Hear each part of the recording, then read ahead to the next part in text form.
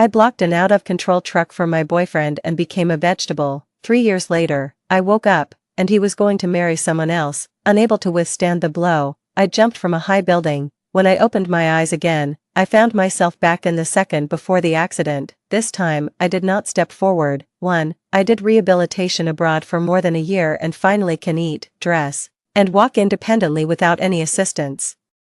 These simple tasks that are easy for ordinary people are as difficult as reaching for the stars for me. Even the doctors said it was a medical miracle. After all, that car accident had left me in a deep coma for 3 whole years. Everyone thought I would never wake up, or if I wake up, I will become foolish and paralyzed. But not only have I woken up, I have been getting better and better during this year of rehabilitation, and soon I will be able to stand and be no different from ordinary people. For this day, I endured pain that ordinary people cannot bear and countless mental breakdowns. I have waited too long for this day. I can finally pack my bags and return to my country, preparing to give Jiang-yi, who still doesn't know I have woken up, a surprise. But when I endured the discomfort of a long flight and secretly returned to Jiang-yi's home, the inside was unexpectedly covered with red double happiness characters of all sizes. The house has been renovated, and the cat climbing frame I designed that reached the ceiling has been taken down and replaced with a pink cabinet. My friends are blowing up balloons, my classmates are hanging streamers, my aunt selected the roundest and plumpest longan and peanuts, trying to arrange the 4 characters' early birth of noble children on the red dragon and phoenix bed. My boyfriend is wearing a well-tailored suit, looking as exquisite as a mannequin in a shop window. A pair of newlyweds' wedding photos are hanging on the wall. That girl has a sweet smile. At that moment, a person holding hot tea accidentally bumped into my arm. The hot water splashed onto me, quickly leaving a red mark. The person exclaimed in surprise. Now everyone turned to look at us. Their eyes showed shock, joy, but more was embarrassment and helplessness. The longan in my aunt's hand was even dropped, rolling all over the ground. All the laughter and joy came to an abrupt stop at that moment. Jiang-yi's pupils constricted, and soon, his face turned pale. He hesitantly spoke, his voice trembling. Lin's son. I forced out a face that looked worse than crying, unsure whether to respond. My body instinctively took 2 steps back, then quickly ran out. Penang had already entered autumn. The cold wind outside was biting, and some withered leaves were piled up along the road. Stepping on them, the leaf veins cracked, making a somewhat harsh sound because of the after effects. I wasn't running fast. That short distance nearly exhausted all my strength. Soon, a pair of arms reached out from behind, tightly wrapping around my waist. Jiang-yi held me in his arms, his whole body trembling. You're back, Lin's son, I miss you so much. My tears splashed onto his expensive suit. I am back, but everything seems like it can't go back. 2. Jiang-yi went to that girl's house to break off the engagement. With only 18 hours left until the wedding, my little aunt gently stroked my face. Her eyes filled with tears. Don't blame Jiang-yi, he has suffered too much in these 4 years. If it weren't for that girl, he might not have made it through. I felt a lump in my throat, my gaze falling on the corsage on her right breast. The bright red rose had a matching satin ribbon hanging below, with the words witness boldly written on it. The aunt quickly covered her chest flower with her hand, her well-maintained face showing some embarrassment. Xiaoxuan, I'm not trying to betray you. I just didn't expect you to wake up. The voice faded to the end, barely audible. I swallowed the metallic taste of blood in my mouth, and at the moment when tears were about to overflow from my eyes, I said, I just returned to the country and need to adjust to the time difference. I'll sleep first. Then, I broke free from her other hand and returned to my room alone. The blanket covered my entire face, tears rolled down in big drops, and I curled up in pain. This heart-wrenching feeling is even 100 times worse than the pain I felt when I first started rehabilitation. I even wondered if this was just a nightmare, just like the kind of dream I often had when I first started rehabilitation. I dream that I will always be just a foolish cripple. I can never pick up a spoon, saliva will flow out as soon as I open my mouth, and I will never learn how to use the toilet. I don't know how long it has been, but my blanket was pulled open, and the bed sank down in one spot. I knew Jiang-yi was back. The air was terrifyingly quiet. I finally couldn't help but slowly sit up and meet his gaze. His shirt had 2 buttons torn off, his tie was half gone, there were purple bruises on his face, and even the corner of his mouth was torn. Did they hit you? It's nothing. This is what I deserve. I certainly understood. At this critical moment, the invitation has already been sent out. The wedding banquet has been booked. and if he regrets the marriage at the last minute, the bride's family will not let him off easily. If I don't come back tomorrow, they should have spoken their vows, exchanged rings, and completed the ceremony under everyone's gaze. Just thinking about this, my fingertips were deeply embedded in my palm, my throat felt sore, yet I still asked the question that had been buried in my heart, Jiang-yi, do you also think that I won't come back? Jiang-yi pressed his lips together, his eyes slightly lowered. After a long while, he slowly uttered a few words, Xiao-sun, I will be with you, I will never leave you again. He did not answer directly, but the sincere promise in his words made me feel even worse. At that moment, Jiang-yi's phone rang. He took out his phone, and on the screen was a photo of him and that girl, with the caller ID reading, Darling Wife. The font has also been set to a cartoon style. It must be the handiwork of that girl. Kiss kiss, my wife, what an affectionate term. Once upon a time, Jiang-yi also called me that. Noticing my gaze, Jiang-yi quickly pressed the reject button. The person on the other end was persistent, calling one after another. Jiang-yi directly turned off the phone, looking at me, somewhat apologetically. He said, I'm sorry, she might need some more time. After a pause, he added, but don't worry, I will handle it well. How long have you been together? The sudden question caught Jiang-yi off guard, and he tightly gripped his phone. His voice was a bit hoarse. It's been a year. I closed my eyes. A year. It turns out that when I was afraid my ghostly appearance would scare him, I let my brother hide the news of my waking up from me, when I was working hard every day to learn to walk. Getting my head bloodied from falls, when I was trying hard to learn to speak, my tongue bleeding from being bitten, when I couldn't unbutton my pants and got them dirty, every time I was about to give up. But just thinking that as long as I recover, I would be able to see him, I gritted my teeth and persevered. He has fallen in love with someone else. 3. Jiang-yi's promise to always be with me has not been fulfilled. He only stayed with me for a day, then left in a hurry, because that girl was sick. Before leaving, he solemnly promised me that he was just going to check on her, and after confirming she was okay, he would cut all ties with her. But he was gone for a whole week. Feeling defeated, I gathered the things we had exchanged during our dating and prepared to return them to him. I'm not that kind of person. I didn't beg a man for love. I'm not that foolish. If he really wanted to find out, even if I deliberately had my brother keep it a secret, he wouldn't have not known about me waking up for a whole year. I always make excuses for him. He is very busy. The plane tickets are expensive. The journey is long, and he has parents to take care of. In the end, even I am tired. So this time, it's me who doesn't want him. Just as I was holding these things and preparing to mail them out, Jiang-yi's current partner unexpectedly came to my door. She was wearing a loose-fitting dress and holding a tote bag with the logo of a maternal and child health hospital. Seeing me staring at the bag in astonishment, she gently stroked her belly and smiled. Jiang-yi and I almost got married. You don't think nothing happened between us, do you, senior? The word senior shattered the memories I had sealed away. The familiar girl in front of me turned out to be Feng Duowei, the junior who had always stuck to Jiang-yi during our university days. No wonder my aunt became their witness. She and Feng Duowei's father were lovers when they were young. Are you trying to use old feelings to bind Jiang-yi? She tilted her head, revealing an innocent look, and then took a pull tab from the cardboard box I was holding. That was the token of love between Jiang-yi and me during our student days. He said he would give me a real diamond ring in the future. Unfortunately, the diamond ring ended up on someone else's hand. Don't be silly. He knows he has become a father and is extremely happy. She threw the pull tab to the ground like trash, then leaned close to my ear and said, I'll tell you another secret. Actually, Jiang-yi and I have liked each other for a long time. 4 years ago, on the day of your car accident, he was going to break up with you. In that moment, it felt like all the blood in my body had frozen. I remembered Jiang-yi's hesitation that day and thought about his indifference over the past 4 years.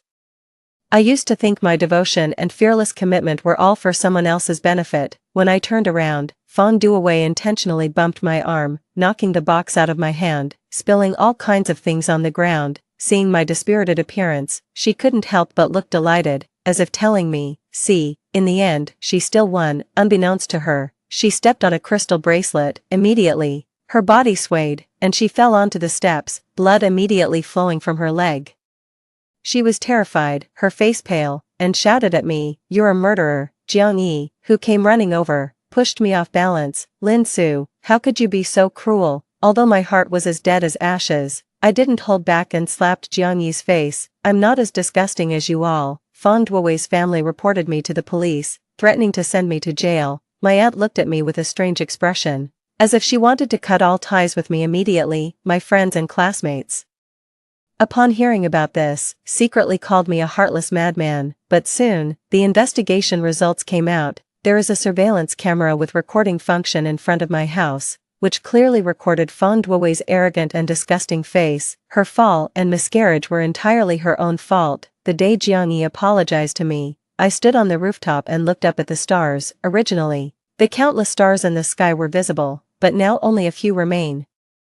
Everything had changed without me realizing it. Xiaoxuan, I was wrong, I shouldn't have doubted you. Please come down, I'm begging you. My aunt also rushed over. Xiaoxuan, I'm sorry for you. Please don't do anything foolish. You see, when you start to despise this world, the whole world comes to love you. I walk on the edge of the rooftop, like a leaf about to fall. Jiangyi knelt in front of me, his head bleeding. He said he loved me over and over again. I am really a bit tired.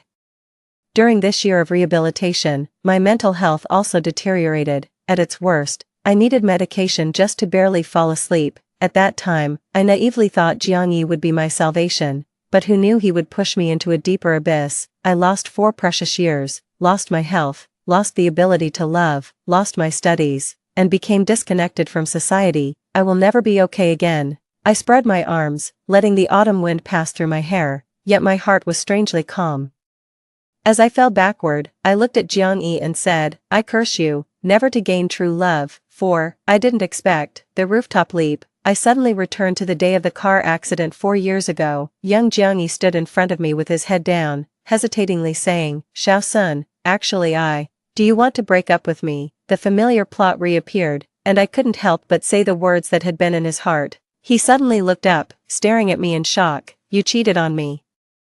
With Fong Duowei, given your unusual behavior these days, you've been cheating for at least 3 months. After a pause, I let out a long sigh. I agree, a few casually spoken words, as if they were about someone else's affairs. Jiangyi became flustered and argued, I didn't cheat. I don't know where you heard these things, but I have never betrayed you. His voice became softer. I feel that we are not very suitable for each other. How ridiculous. Jiangyi pursued me for a year. We were together for 4 years, and now he only thinks we are not suitable. I let out a cold laugh. The clock tower in the distance chimed 8 o'clock, snowflakes floated down from the sky, and the traffic light at the intersection flickered twice before going completely dark. Everything is just like in a past life. Jiangyi, I originally wanted to give you a chance. If you openly admit that you have fallen for someone else, I would be willing to respect and bless you. Unfortunately, you don't even have the courage to admit that you made a mistake. I took a step back and looked at him with compassion. 20-year-old Jiangyi, young and full of vitality, but deep down, he is so pathetic. It took me a whole lifetime to understand. At that moment, the sound of tires scraping against the ground came from not far away, and 2 bright headlights shone over, blinding me. A large truck was heading straight towards me. Jiangyi on the opposite side was so scared that he fled backward, afraid of being implicated, but the car heading towards me suddenly crashed into a stone pillar. The body of the car tilted, and with a sharp turn, it headed towards Jiangyi's direction. With a loud bang, a figure fell to the ground. The world is silent. A streak of crimson color flows out on the pure white snow. A tear fell from my eye. If Jiangyi were to rush towards me like I did in my previous life, recklessly throwing himself at me, then the truck would only crash into the wall on the opposite side. Both of us would be unscathed. What a pity, my Jiangyi, the boy I loved when I was 16, he never even glanced at me. Jiangyi was lifted onto the ambulance, and I picked up the phone that had fallen in the snow, just as a message came in. Just a minute ago. Fong Duowei couldn't wait to post a photo of her kissing Jiangyi. Caption, you finally belong to me. Many people below are offering their blessings, including Jiangyi's brothers who all call me sister-in-law. Only my brother, who has a restructured family, commented, these days, those without shame are so blatant. But soon, the comment was deleted. Years ago, my dad and stepmother both passed away in an accident. My aunt took away more than half of our compensation. It was Yu Ming who raised me. He even dropped out of high school to support me through college. During that year of rehabilitation abroad, he was the one who stayed with me. I dialed Yu Ming's phone, and the sound on the other end was noisy. The current Yu Ming is not yet the future computer mogul. He is just a little brother who helps people manage the scene. My nose tinged with sadness. Yu Ming, I miss you. 5. Yuming borrowed a broken pickup truck and braved the howling wind and snow to cross most of the city to see me. The first thing he said was, "Xiaoxuan, don't cry. If you still like Jiang, I have a way to make him break up with that third party." When he said this, his eyes were filled with hostility. It seemed like he could roll up his sleeves at any moment and beat up those scummy men and women. My heart warmed. I remember in my previous life, when I woke up from a deep coma, the first person I saw was him. He taught me how to eat, taught me how to speak, and accompanied me while walking. He never complained about me getting my clothes dirty and would even help me wipe my drool. The nurse at the hospital secretly mocked me, saying that no matter how beautiful I looked, it was useless since I couldn't take care of myself and would never get married. He even ran out to argue with others, saying that my sister would never get married, and that as her brother, he could support her. During those dark days, he was almost my only source of emotional support. Looking back now, redemption was right beside me. Why insist on pursuing someone who isn't worth it at all? Fortunately, in this life, I didn't help Jiang avoid the car, but I am still healthy. Everything is still a new beginning. This time, I'm the one who doesn't want him anymore. I got into Yuming's car and smiled firmly. "Let's go to Jiang's house. I'm moving out. Break it off." And break it off completely. The car quickly arrived at Jiang's house. A whole wall was filled with all the awards I had won from dancing. I still remember how excited I was when I moved everything into his house and planned everything here. I wanted to keep a bird of paradise on the balcony, a white carpet, buy an air fryer, and have a makeup table. At that time, I naively thought this place would be my home for the rest of my life. I slowly put these things into boxes and slowly erased my past traces. Then I closed the door and left the key with the property management. After doing all of this, I suddenly felt very relieved. Stop loss in time. It is a lesson I learned over a lifetime. At that moment, Jiang's brother sent me a message. "Sister-in-law, Jiang had a car accident, and his right leg was amputated below the knee. The location is." I didn't even finish reading the rest of the message and directly blocked that person. Sister-in-law. This blessing should go to Feng Duowei. After the weekend, I went to school for class as usual. The whole department is spreading two pieces of news. The first piece is that I was cheated on by Jiang and Feng Duowei. The second thing is that Jiang is disabled. There's a third thing. My roommate Renqing leaned closer to me. She is a know-it-all. Nothing that happens in the entire school escapes her ears. When Feng Duowei went to the hospital to see Jiang and learned that he had his limb amputated, she was so scared that she almost fainted. As soon as Jiang woke up, she proposed a breakup, saying she was still young and couldn't spend her life with a disabled person. TSK, breaking up on the day of the official announcement and even deleting everything from her social media. Renqing scoffed and looked at me. "Xiao-sun, it's good that you ran fast, otherwise that scumbag would drag you down for a lifetime." I stared at my toes and said nothing. Being physically disabled and abandoned by the one you love, a great life ruined. He should experience this feeling himself. More than a month passed just like that. I am getting more and more accustomed to school life. Not only did I successfully catch up with my studies and rank first in my department, but I also received a substantial scholarship. Just as I was sending a message to Yuming to share my joy, a message suddenly popped up in the group saying that Jiang was about to be discharged from the hospital, and everyone wanted to hold a gathering to celebrate his recovery and cheer him on, encouraging him to get back on his feet soon. I thought to myself, what is there to celebrate when he has lost a leg? Shortly after, the group sent several photos of the ordered flowers and fruit baskets, and Jiang's brothers didn't forget to tag me in the group. "Sister-in-law, you haven't come to see Igu during this month in the hospital. You must come on the day he is discharged." There was also a location of the hospital attached below, a blatant hint. Have they forgotten how they commented on how well matched and congratulated when Feng Duowei officially announced being with Jiang? Why did the new sister-in-law run away? And now I'm reminded of my old sister-in-law. Just as I was about to retort, Renqing sent a string of voice messages. "Did you guys tag the wrong person? Xiao-sun, the ex-girlfriend who got dumped, can't bear this title of sister-in-law." The group was quiet for a minute, and soon someone replied, "Since Igu is like this, what's there to argue about the past?" Argue, indeed, they are all cut from the same cloth. You guys don't understand anything. Jiang only lost a leg, but Xiao-sun lost her love. I was filled with emotion. Thank you, Renqing, my internet mouthpiece. 6. I wasn't polite either. After cursing those people out, I left the group. I don't even want to deal with Jiang. let alone his group of friends who can't tell right from wrong and have distorted values. Ren-Chin privately praised me for being both cool and rational, and even said she was afraid I might soften my heart. How could that be? The events of my last life are still fresh in my memory. I'm not that much of a saint. The matters in the group have come to a temporary conclusion. That day, I arranged to have dinner with Yu Ming, but his phone was always unreachable. My right eyelid kept twitching, so I had no choice but to call his manager. It was only then that I learned a customer had caused a scene after getting drunk in the store that afternoon, and he was injured while maintaining order and had gone to the hospital. I hurried to the hospital, and since I couldn't reach him, I had no choice but to run around like a headless chicken searching for him.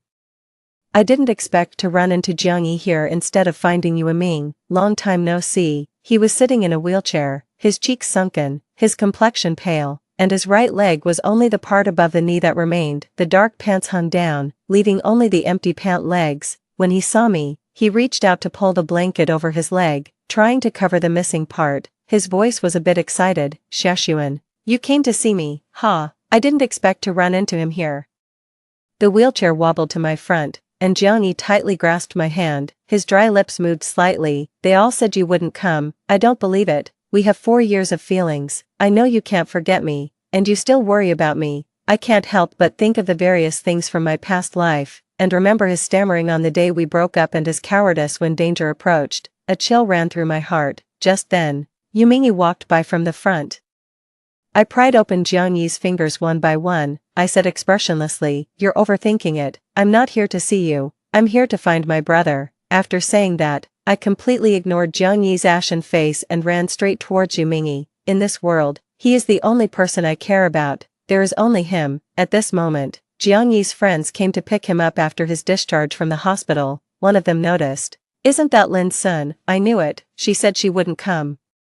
But she still couldn't let go of Ige. But who is the man by her side? He seems quite close to her. I was only focused on checking if Yu Ming's injuries were okay, and after confirming that he was fine, I pulled him away from there. The smell of hospital disinfectant and those people really annoyed me. Hey, why did she leave? No way, she really isn't waiting for Igu anymore, someone exclaimed in surprise. At this moment, a pair of eyes pierced into my back. Glancing over, Jiangyi was frowning, his fists tightly clenched. Jiangyi doesn't like Yu Mingyi. Before we were together, he once told me that he didn't like the way Yu Mingyi looked at me. Now that Jiangyi has lost a leg and is in great physical and mental pain, I am still completely focused on the person he doesn't like. He must be in unbearable pain right now, but I don't care what he's thinking. I don't even have the intention to take revenge on him. I simply spoke firmly to the people around me. Yu Mingyi, you resign. I probably don't have the patience to wait for Yu Mingyi to rise to fame according to the trajectory of the previous life. I can't stand to see him get even the slightest injury. My scholarship is completely enough to support myself. I don't want you to work so hard. Nightclubs are full of all sorts of people, and those who get drunk and cause trouble are always there. Today was lucky. I just got 2 stitches on my forehead.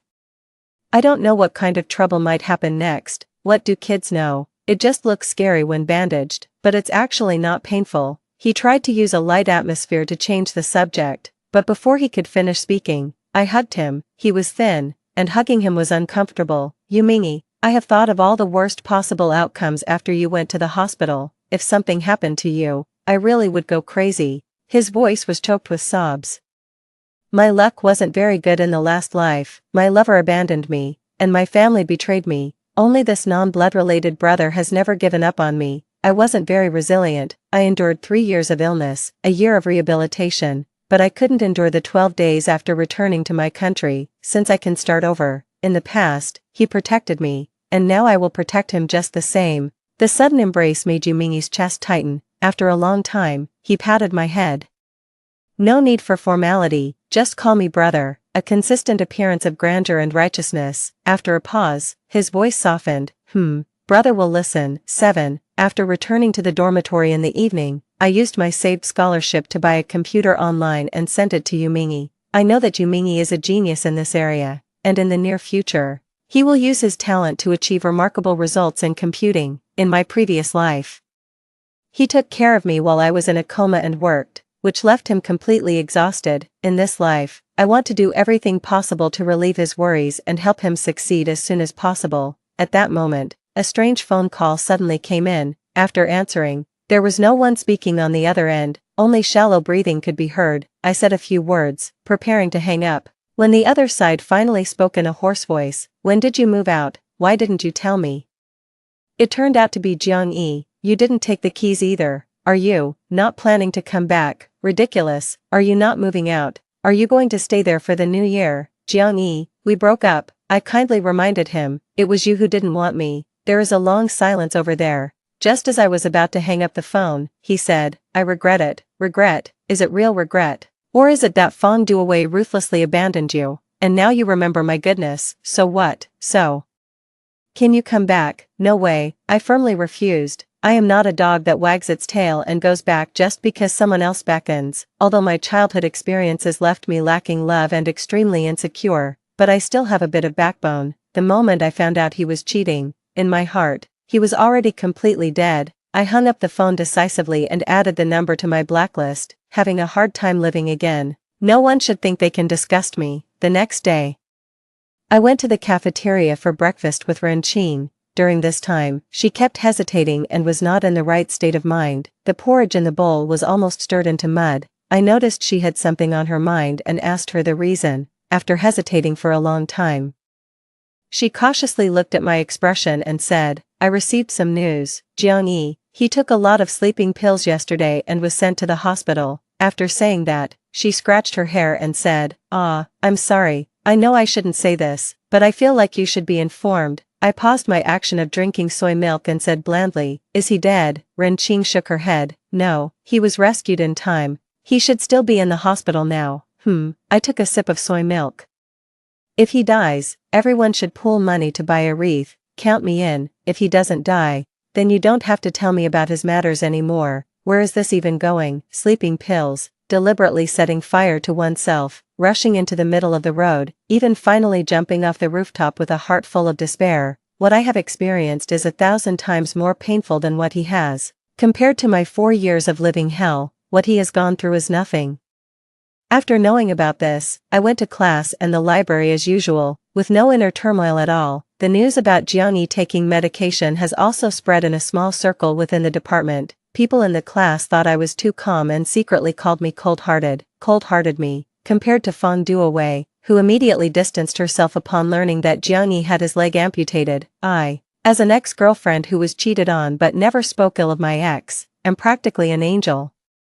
Okay, after 2 days like this, the president of the dance club dragged me to buy props for the club. After getting in the car, I realized that the driver was the president's boyfriend, who is also Jiang-yi's good friend, Shen Fan. I didn't want to get involved with anyone related to Jiang-yi again, but out of respect for the president, I held back. Who knew the car suddenly deviated from the route and took a roundabout way to Jiang-yi's house. I looked at the familiar buildings outside and said coldly, "What's going on here?" The club president looked uneasy and glanced at Shen Fan beside him. Shen Fan was straightforward. "For the brother, sister-in-law, I'm sorry." After saying that, he grabbed my wrist without further ado and pulled me upstairs. As soon as I entered the entrance hall, I heard the sound of something breaking. Feng Duowei's crying voice came from inside. "Jiang-yi, didn't I make myself clear that day?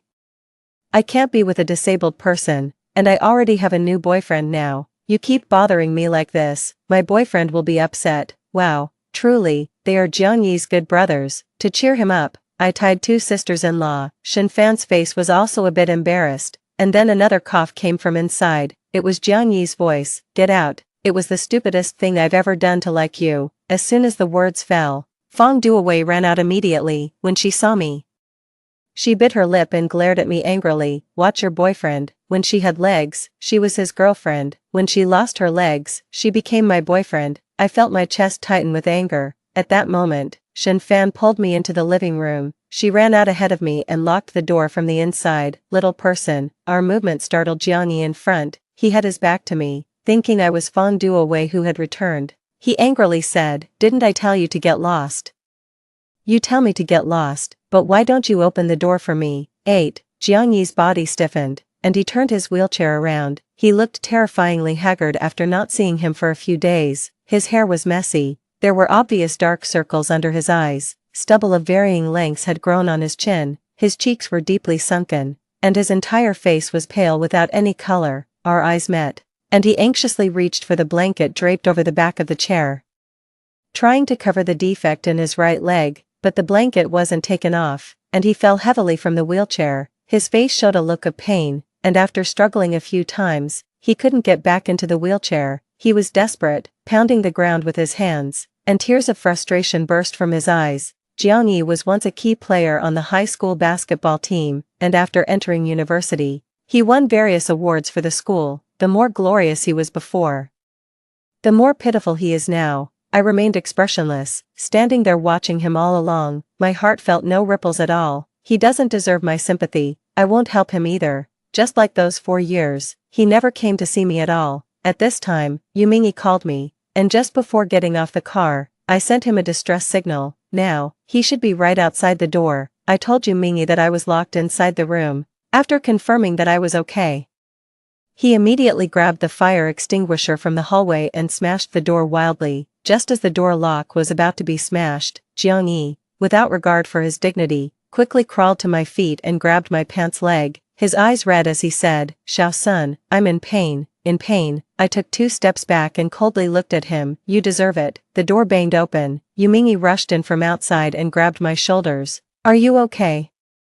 I shook my head and was about to leave with him. Jiang Yi leaned against the coffee table, trying to support his body but failing. I could only say to my back, "I was wrong about the past. I shouldn't have done anything to hurt you. Xiao-sun, please don't hate me." Okay, I didn't even look back. Not just hate, it's simply disgusting. Outside the hall, Shen Fan, with a bruised face, lay on the ground groaning in pain, scaring the president to the point of almost crying. Looking at this situation, Yu Ming must have hit hard when he attacked. I wasn't polite either. As I passed by Shen Fan, I kicked him again, and the president cried even louder. Jiang Yi is certainly unforgivable, but the moral kidnapping by Shen Fan is even more despicable. Yu Ming drove me back to school and comforted me not to be afraid. He rented a house near the school to conveniently take care of and protect me in the future. He also gave me all the money he earned from making small program games.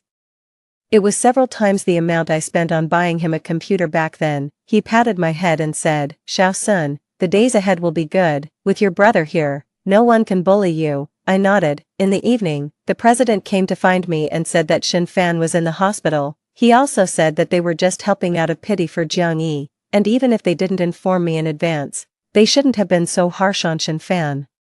If your boyfriend is flirting with other girls behind your back, cheating on you, and breaks up with you while you are seriously planning your future together, even blaming you for the mistakes, would you forgive him? If your boyfriend had an accident, lost a leg, and came back to you after being dumped by other girls, would you forgive him? The president bit his lip and said nothing. "Since you can't do it, why do you expect me to be able to?" In the end, the president still apologized to me. Another half-month passed, and Jiang Yi surprisingly returned to school. Perhaps due to his stubbornness, he didn't use a wheelchair and came to class with crutches. However, on the first day he came, the weather was bad. It had just snowed in the early morning, and the roads were particularly slippery. When he saw me, he pretended to be relaxed and wanted to greet me, but as soon as he raised his hand, he fell into the snow. A kind classmate passing by helped him up and noticed that the pant leg of his right leg was empty, so he directly carried him on his back. He even kindly asked him which classroom he wanted to go to.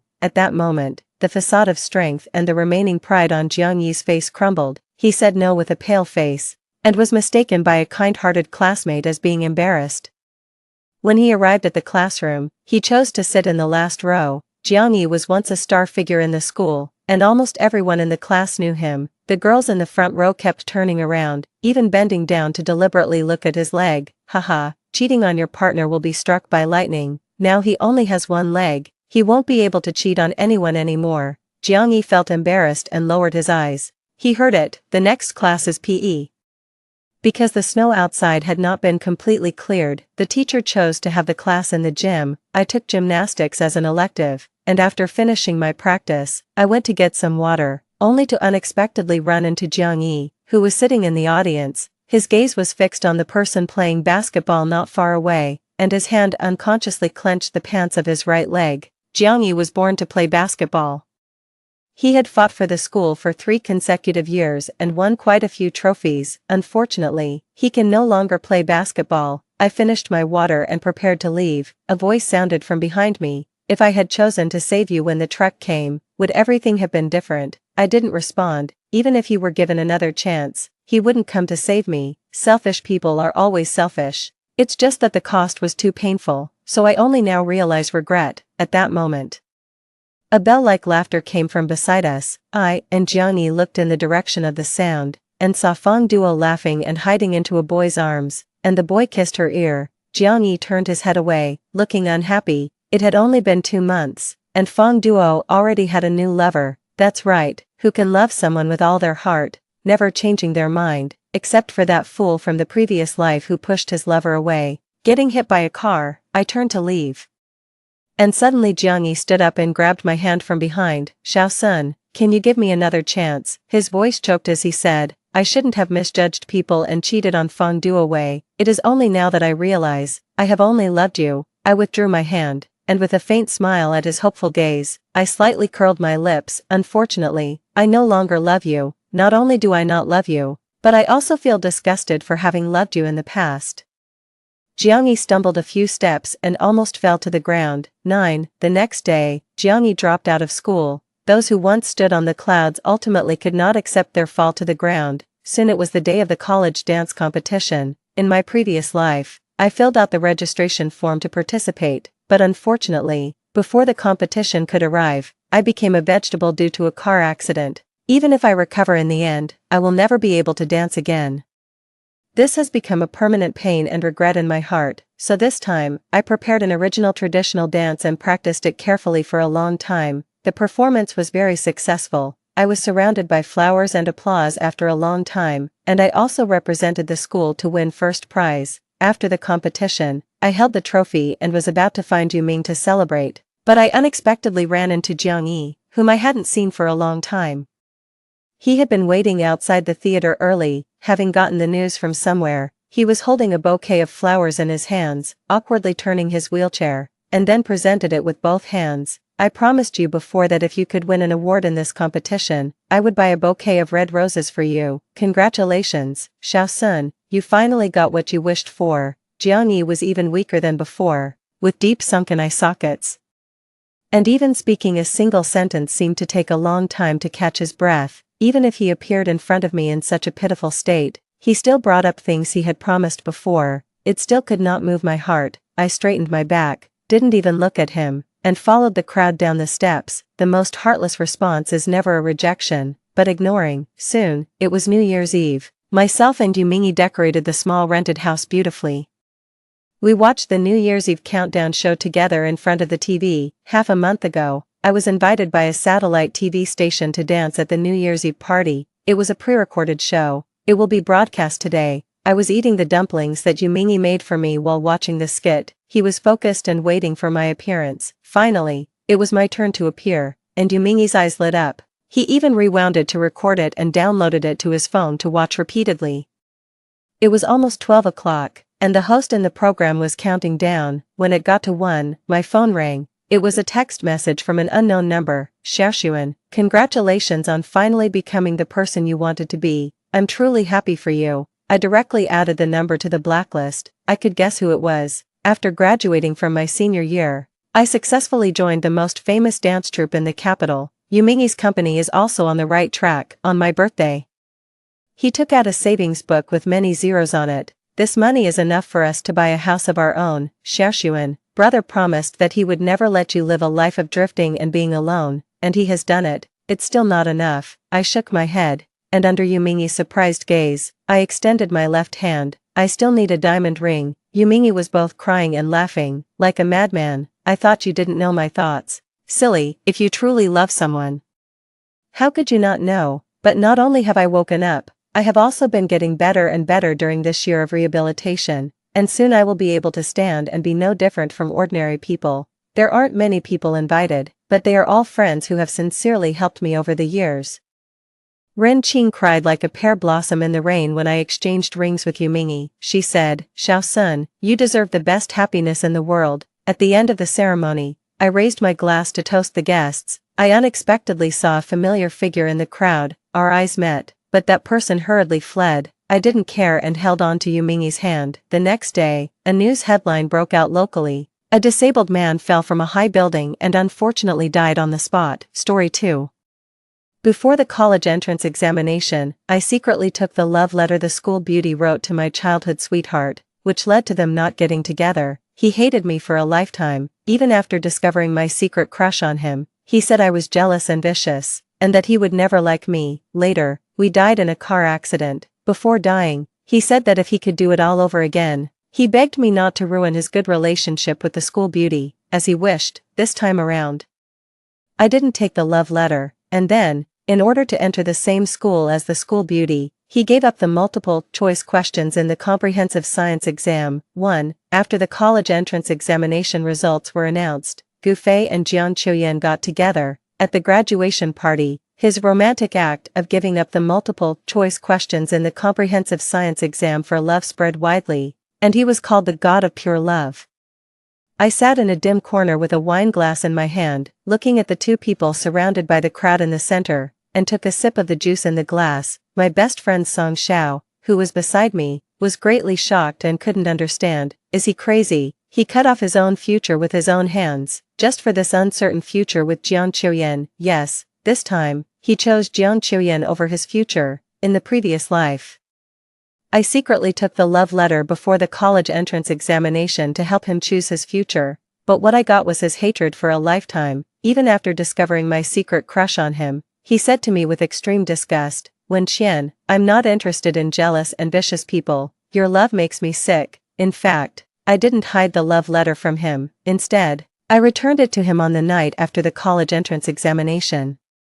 But when he took the love letter to find Jian Chuyan, what he got was a rejection. "Gu Fei, our grades are so different, we won't be in the same school at all. How can we be together? Be apart for 4 years. The boyfriend I need is someone who can be by my side anytime and anywhere. Can you do that?" After the dejected Gu Fei came back, he gave me a cold look. The next day, his parents hurriedly came to me and said that Gu Fei planned to change the target university he had already decided on, and asked me to persuade him. I wasn't too surprised, but before I could say anything when I found Gu Fei, his eyes fell on me and he sneered. "What, stealing the love letter once wasn't enough? Wen Qian, do you want to come and ruin it again?" Standing at the stairway where the wind was blowing, although it was a sunny day, it was a bit cold. I looked down at him, who was decadent and irritable, and only said one sentence, "Gu Fei, it took you a full 12 years to get to where you are today." In the end, under the threat of his parents with their lives, Gu Fei gave up changing his volunteer, and he still didn't get to be with Jian Chuyan. Since then, I became the chief culprit who prevented him from being with Jian Chuyan and the target of his venting whenever he felt frustrated thinking about it. Until the last moment of his life, he was still resentful of me. In the bloody and pungent car, he begged hoarsely, "If I could do it all over again, Wen Qian, please don't think you know best and interfere to ruin our fate." So after being reborn, as he wished, I didn't take the love letter before the college entrance examination. Gu Fei smoothly saw the love letter, saw that Jian Chuyan said she liked him too, but was worried that the gap was too big and they couldn't make it together, so she hadn't responded for a long time. And then he directly cut off his own retreat without leaving any room for maneuver. He gave up the multiple-choice questions in the comprehensive science exam. He scored more than 100 points less than in the previous life. Finally, he successfully narrowed the gap with Jian Chuyan and got together with her. After several rounds of drinking, someone suddenly mentioned me, with a tone of emotion. At first, I thought Wen Qian would be the one to be with Gu Fei. After all, the two are childhood sweethearts and evenly matched, but Gu Fei immediately refuted it himself. Probably worried that Jian Chuyan would misunderstand, he said distantly, "Just ordinary friends who have known each other since childhood." I smiled silently and silently recited these 4 words: "Ordinary friends, too." But Gu Fei was right. We really have known each other since childhood. From the start of school to high school graduation, we were always in the same class, apart from my parents. The person who spent the most time with me was probably Gu Fei. I've seen him stay up all night to solve a problem, and he's seen me in a miserable state of still taking an exam with a fever of 40 degrees. No one knows better than us how much effort is needed behind the top 3 rankings that everyone says come so easily. On the day we entered high school with the first and second highest scores in the city, Gufei pointed to the first two photos on the honor roll of the college entrance examination on the publicity board and asked me, "In 3 years, it will be us here, Wenqian, do you have confidence?" Behind the young man was the setting sun's glow on a summer evening, rich and gorgeous. In my ears was the ear-piercing cicada chirping, full of vitality. I held my books and looked at him sideways. "Gufei, it's a deal." At that time, what we saw in each other's eyes was all the longing for the future, the desire for our ideals, and the determination to succeed. But soon, there was Jiang Qiuyan in Gufei's eyes. During that high school period when most students were slaving away for their dreams, Jiang Qiuyan was uniquely beautiful. At the cultural festival not long after the start of school, Jiang Qiuyan, wearing a white dress, stood in the center of the stage, like a bright moon falling. The hazy halo blurred everything around her. Only she alone entered the eyes of everyone present. After that night, Jiang Qiuyan's name spread throughout every class and became the white moonlight in the hearts of many teenagers. Gufei was one of them. The first time I noticed something was wrong was when he came back from delivering test papers for the math teacher to the next class. He sat in his seat with a slightly red earlobe. The test paper in front of him remained there for 4 evening self-study sessions, but he only wrote one question.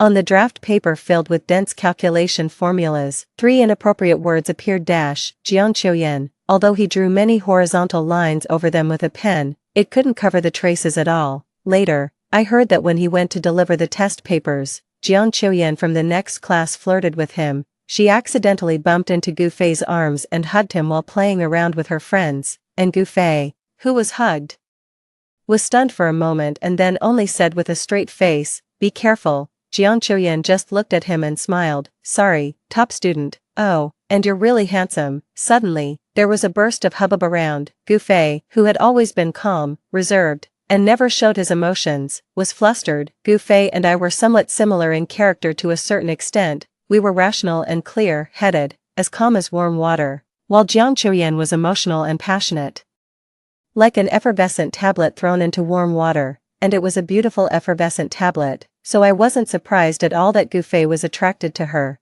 Just like in many idol dramas and novels, the personalities of the male and female protagonists are contrasting, and it is always publicized that people are attracted to those who are different from themselves. There are so many examples, such as the domineering president and the Cinderella, the top student and the underachiever, or the aloof flower and the warm little sun. At that time, I thought that even if Gufei was tempted, he should still understand what was most important. But he, who had always been calm, composed, and sensible, still rebelled for Jiang Qiuyan once. 3. I actually didn't know how he got familiar with Jiang Qiuyan. After all, being trapped in the heavy schoolwork every day left me with no time to spare. The most I talked to him about were the solutions to this problem, the answers to that problem, or whether we were ready for this exam. When I realized that he and Jiang Qiuyan were getting closer and closer, Jiang Qiuyan was already calling him bookworm and top student very skillfully, and Gufei's reaction clearly showed that he was already used to it.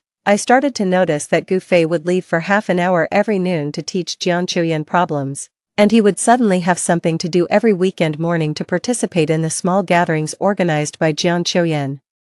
I knew that Gufei had fallen in love with her, but this couldn't make me stop and focus on their gradually deepening relationship. I continued to study hard, until the national physics competition in the second year of high school. The school had to select one student to participate through layers of screening. In the last round of the 5-to-1 selection, Gufei didn't come, because Jiang Qiuyan had a fever and fainted. After sending her to the hospital, at her request, Gufei chose to stay and accompany her in the hospital for the whole afternoon. I don't know how to describe my feelings at that time. I only remember that when I ran to the hospital to find him, all my emotions finally turned into a puzzled cry. "Gufei," he leaned against the hospital corridor, with a calm expression, and only said one sentence, "I've lived a rule-abiding life for so many years, I always have to rebel once, right?"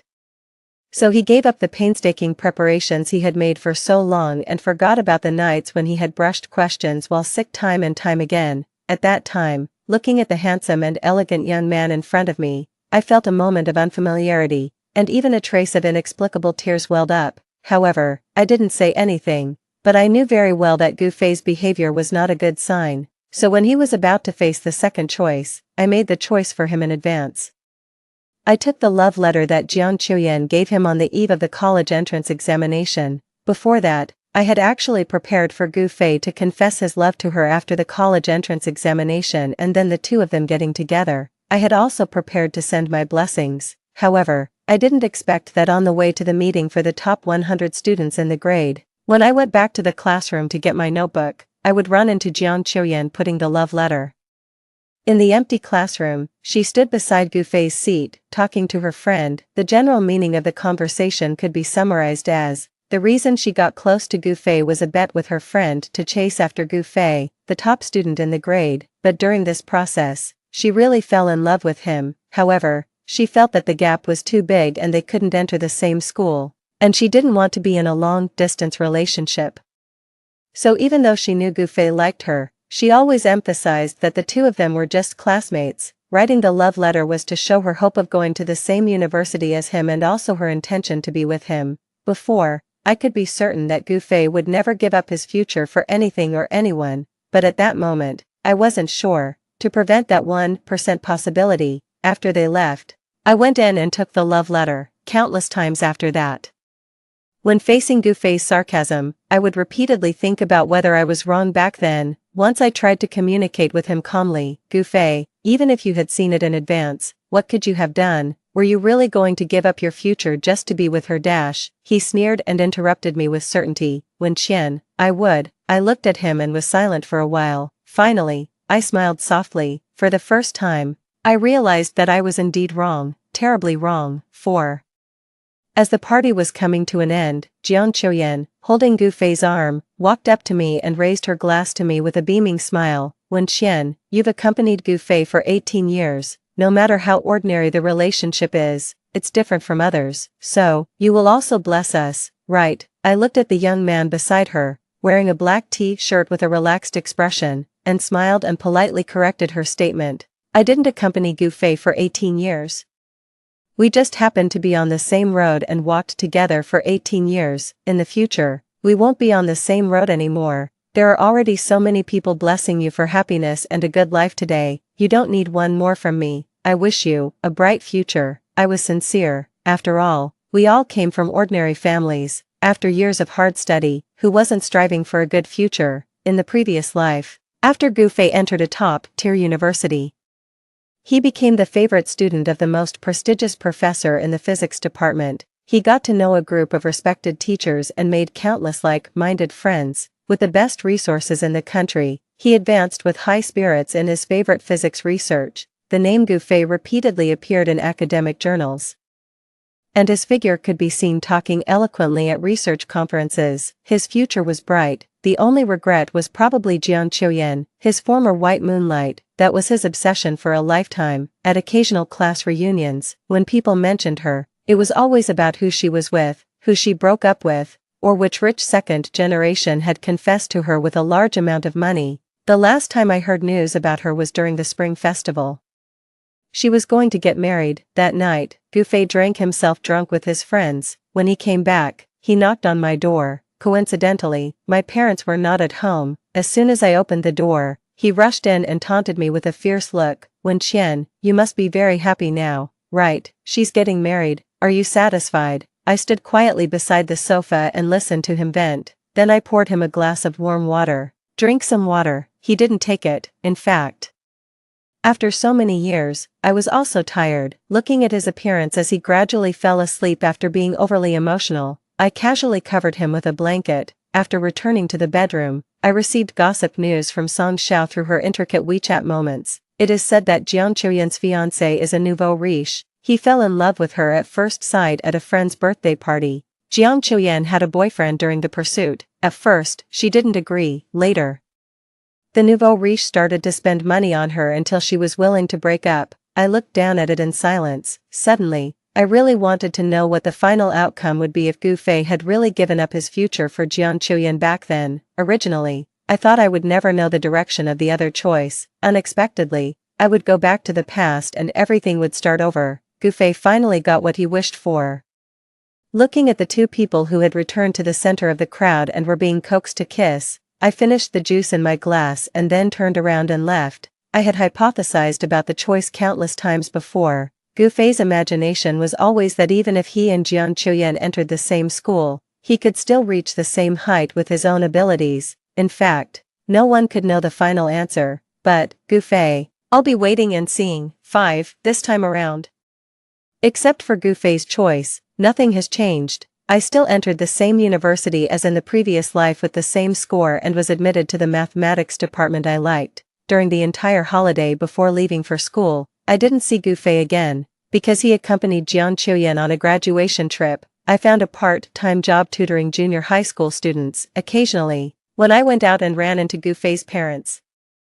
I could see the bitter smiles on their faces when they greeted me and a few silver hairs in their black hair. I thought that they probably would never know why Gu Fei, who had never fallen out of the top 3 and was hard-working and talented, suddenly performed poorly in the college entrance examination. They were even worried that he would be too sad, so they would try every means to comfort him, force a smile in front of him, and let him go on a trip to relax, for a moment.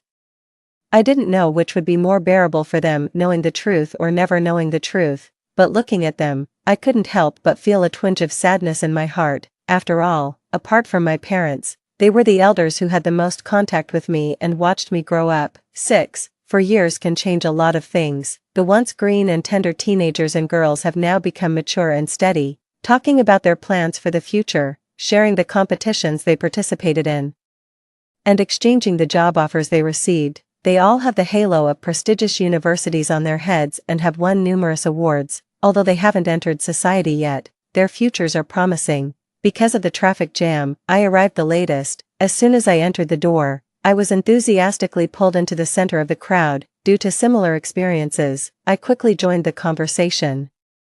Just as I was gracefully communicating with them about my life in the past 4 years, someone suddenly pointed at me and pretended to be angry, saying, "You don't know, in our sophomore year, several universities jointly held a debate competition. Coincidentally, when Qian and I became opponents, at that time, we were overwhelmed by her complete logical loop. It was really, I didn't feel the friendship of my former classmates at all." I smiled at him and said, "You're too kind."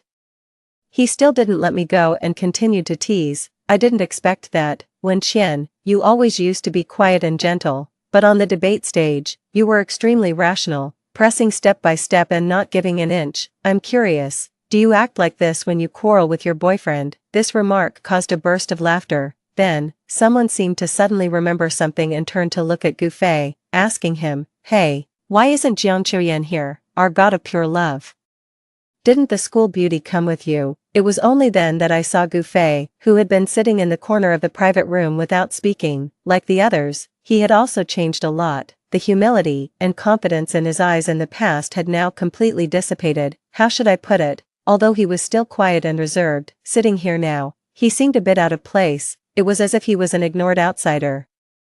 Those teenagers who had once enviously called him the god of pure love had now become young people who had received better resources and seen a bigger world. When this topic was brought up again, there seemed to be a somewhat subtle feeling. There was a faint hint of mockery and a sense of watching a joke in everyone's words. After all, he used to be the most powerful among these people. Now he didn't even have a topic to participate in the discussion. Song Xiao held a wine glass and sighed softly behind me. Sure enough, reality is reality, different from idol dramas. For years after a frame in an idol drama, perhaps the male protagonist would achieve great success after a counter-attack, but in reality, Gu Fei now was neither more handsome nor more successful. He was no match for anyone present. After all, a person's success cannot be completely attributed to their own efforts, platform, resources, connections, talent, opportunities. Environment. Each of these is an essential condition, so the Gu Fei who was once famous in the physics world was now almost unknown. I wasn't surprised. Gu Fei, who was suddenly asked, was stunned for a few seconds and then looked at me. His Adam's apple rolled up and down, and he said in a very calm tone, "We broke up." 7. A few days after the party, my best friend Song Xiao came to share with me the gossip she had heard about Gu Fei and Jiang Chuyan, shortly after they entered the university. Under Jiang Chuyan's training, Gu Fei not only mastered the skills of taking pictures, retouching pictures, and choosing lipsticks, but also fought with other boys for Jiang Chuyan. I remembered that during that time, I indeed saw on WeChat moments that Gu Fei, who used to only occasionally forward physics-related information, would post some photos or videos of Jiang Chuyan every 2 or 3 days. At that time, I thought that true love could really change a person. However, when the passionate love period ended and they entered the plain water period, Gu Fei began to be busy with his professional courses, and Jiang Chuyan met more people in various activities. The two of them would occasionally have differences of opinion due to some disagreements. Jiang Chuyan disliked that Gu Fei didn't have time to accompany her because of the competition and frequently asked Gu Fei, who was concentrating on preparing for the competition, to accompany her out. And Gu Fei didn't understand the first cup of milk tea in autumn that Jiang Chuyan needed. He didn't understand why that particular cup of milk tea, which could be bought every day, had a different sense of ceremony. The minor disagreements that were not serious but accumulated more and more. The final result was a cold war. The more Song Xiao talked, the more excited she became, with a somewhat cold and indignant tone. Once upon a time, what was the truth and love in that so-called true love? When the novelty wears off, there will only be more and more contradictions. Moreover, not only did they meet more outstanding people, but there was also a real sacrifice on one side in their relationship. This invisible bomb only needs a fuse. So when Jiang Chuyan was pursued by a rich and handsome second generation, she became increasingly dissatisfied with Gu Fei. After all, the biggest halo on him back then was the first ranking, but in a bigger world, grades were no longer the only criterion for measurement. Regarding the gradually fading relationship and Jiang Chuyan's subtle dislike, Gu Fei finally couldn't help but mention that he gave up the multiple-choice questions in the comprehensive science exam for her in the college entrance examination. But what he got was just a taunt from Jiang Chuyan. For me, Gu Fei, that was your own choice, wasn't it? Don't blame me for the result of your choice just because you're not satisfied. When it came to this, the relationship was completely torn apart. Soon, the two broke up, and Jiang Chuyan seamlessly connected with the rich second generation. So far, a love story with the labels of school beauty, top student, and giving up scores and full of legendary colors came to an end. I casually flipped through the magazine and lazily responded to Song Zhao's passionate speech. Oh, really? She was quiet for a few seconds and then suddenly sighed faintly. To be honest, as a friend who was in the same class as him for 6 years, I'm really disappointed and regretful for him. Even if he had taken the exam seriously and made a choice when filling out the college entrance examination application after the scores came out, did he really have to cut off all his retreats? I really want to know if he regrets his choice now. That love for which he could give up scores only lasted for 4 years after all. I smiled and calmly said, this was his own choice.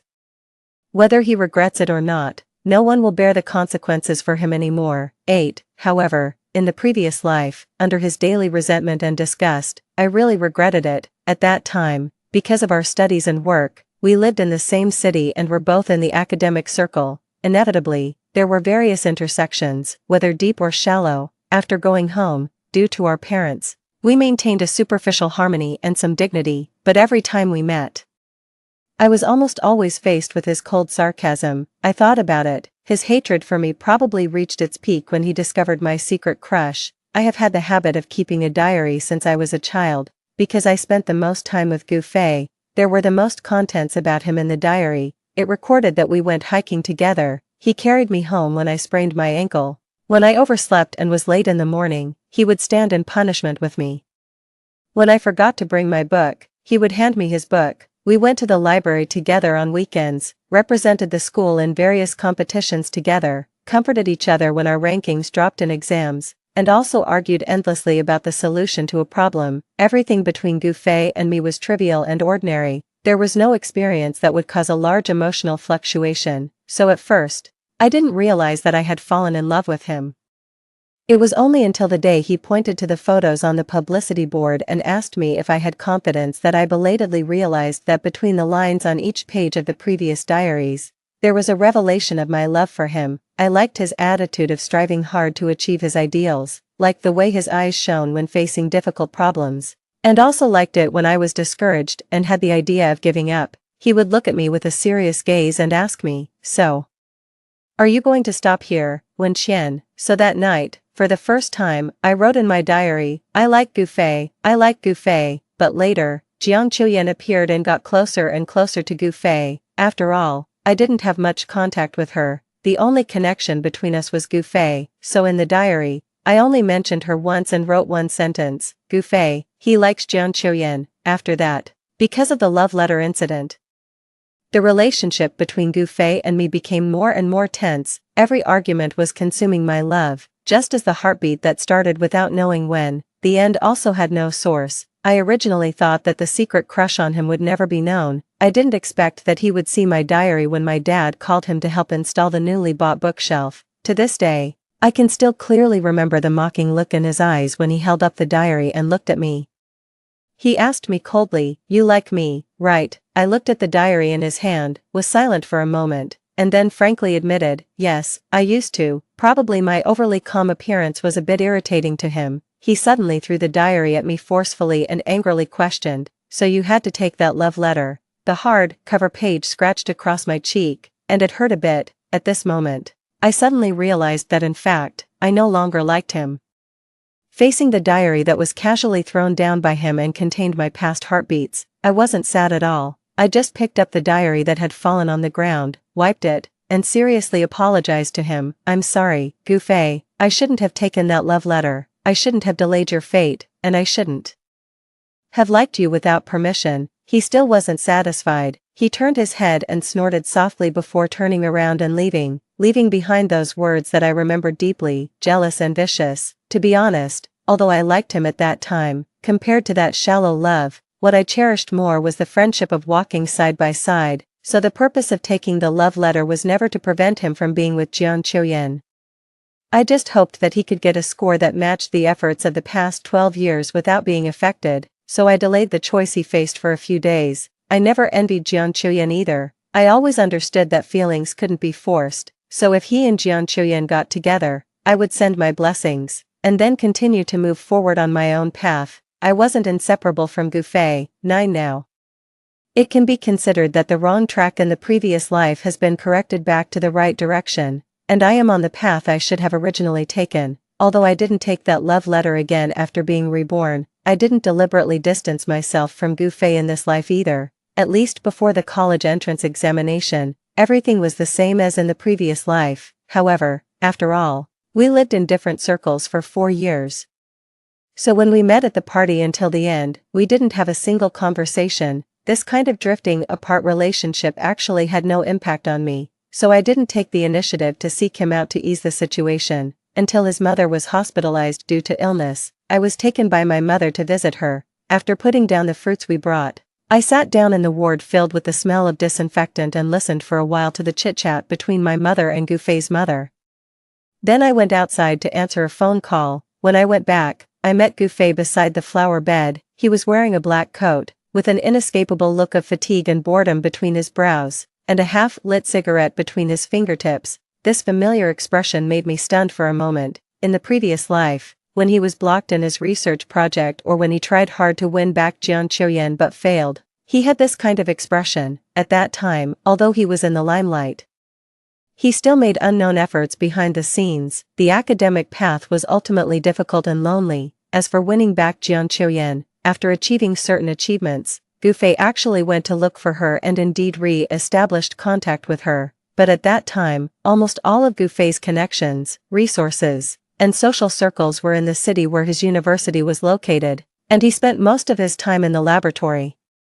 So compared with those rich second generation who were also pursuing Jian Qiuyan and had both money and leisure, his advantages were not great. In the end, after he courted her for half a year, Jian Qiuyan still rejected him, making a perfect exit from his life. From then on, the bright moon hung high and was no longer attainable, and the charge of me taking the love letter to hinder their relationship also accompanied him for a lifetime. After all, in his opinion, if he and Jian Qiuyan had been in the same school and stayed together back then, the ending would definitely have been different. Now, looking at him sitting here, I don't know why he has such an expression again. The moment our eyes met, he extinguished the cigarette between his fingers, then he stood up and walked towards me with a calm expression. His voice was hoarse after smoking, a bit dry. "I didn't have time to say hello last time we met. Wen Qian, you've changed a lot.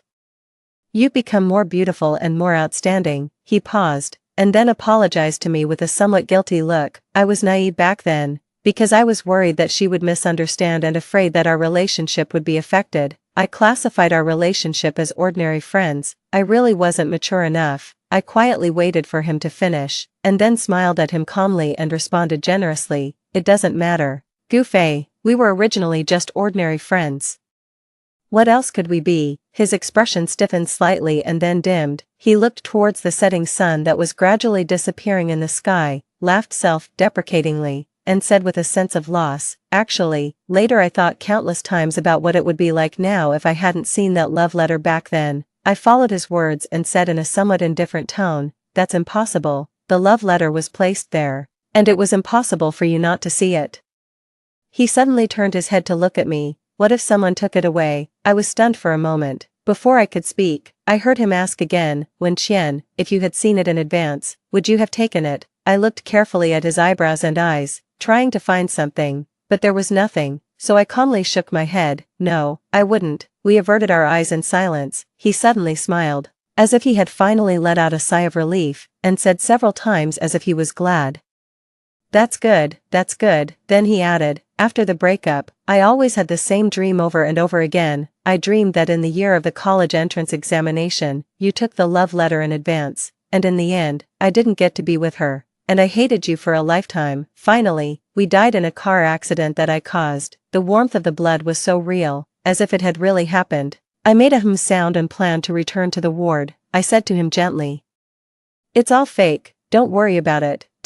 But I knew that it was real. The car accident happened on Jiang Chuyan's wedding day. Before that, we were invited back to our high school alma mater to participate in an alumni association. Our former head teacher asked us to shoot a growth-themed video with the theme of Always on the Road for the younger students. Just like that, I got into Goofei's car and chose a shooting route. Later, according to the pre-prepared script, I sat in the passenger seat, adjusting the equipment while communicating with Goofei about the shooting angles. It was a long-awaited peaceful coexistence since the college entrance examination. The shooting was also very smooth. On the way back, I quietly leaned against the car window, no longer speaking, just looking at the scenery passing by outside the window. Then I heard Goofei's phone suddenly ring. He subconsciously pressed the hands-free button in the car. The next second, Jiang Chuyan's delicate voice came out, "Goofei, today is my wedding. I forgot to send you an invitation. We've known each other for so many years and we're all friends. I'll send you the time and place on your phone later."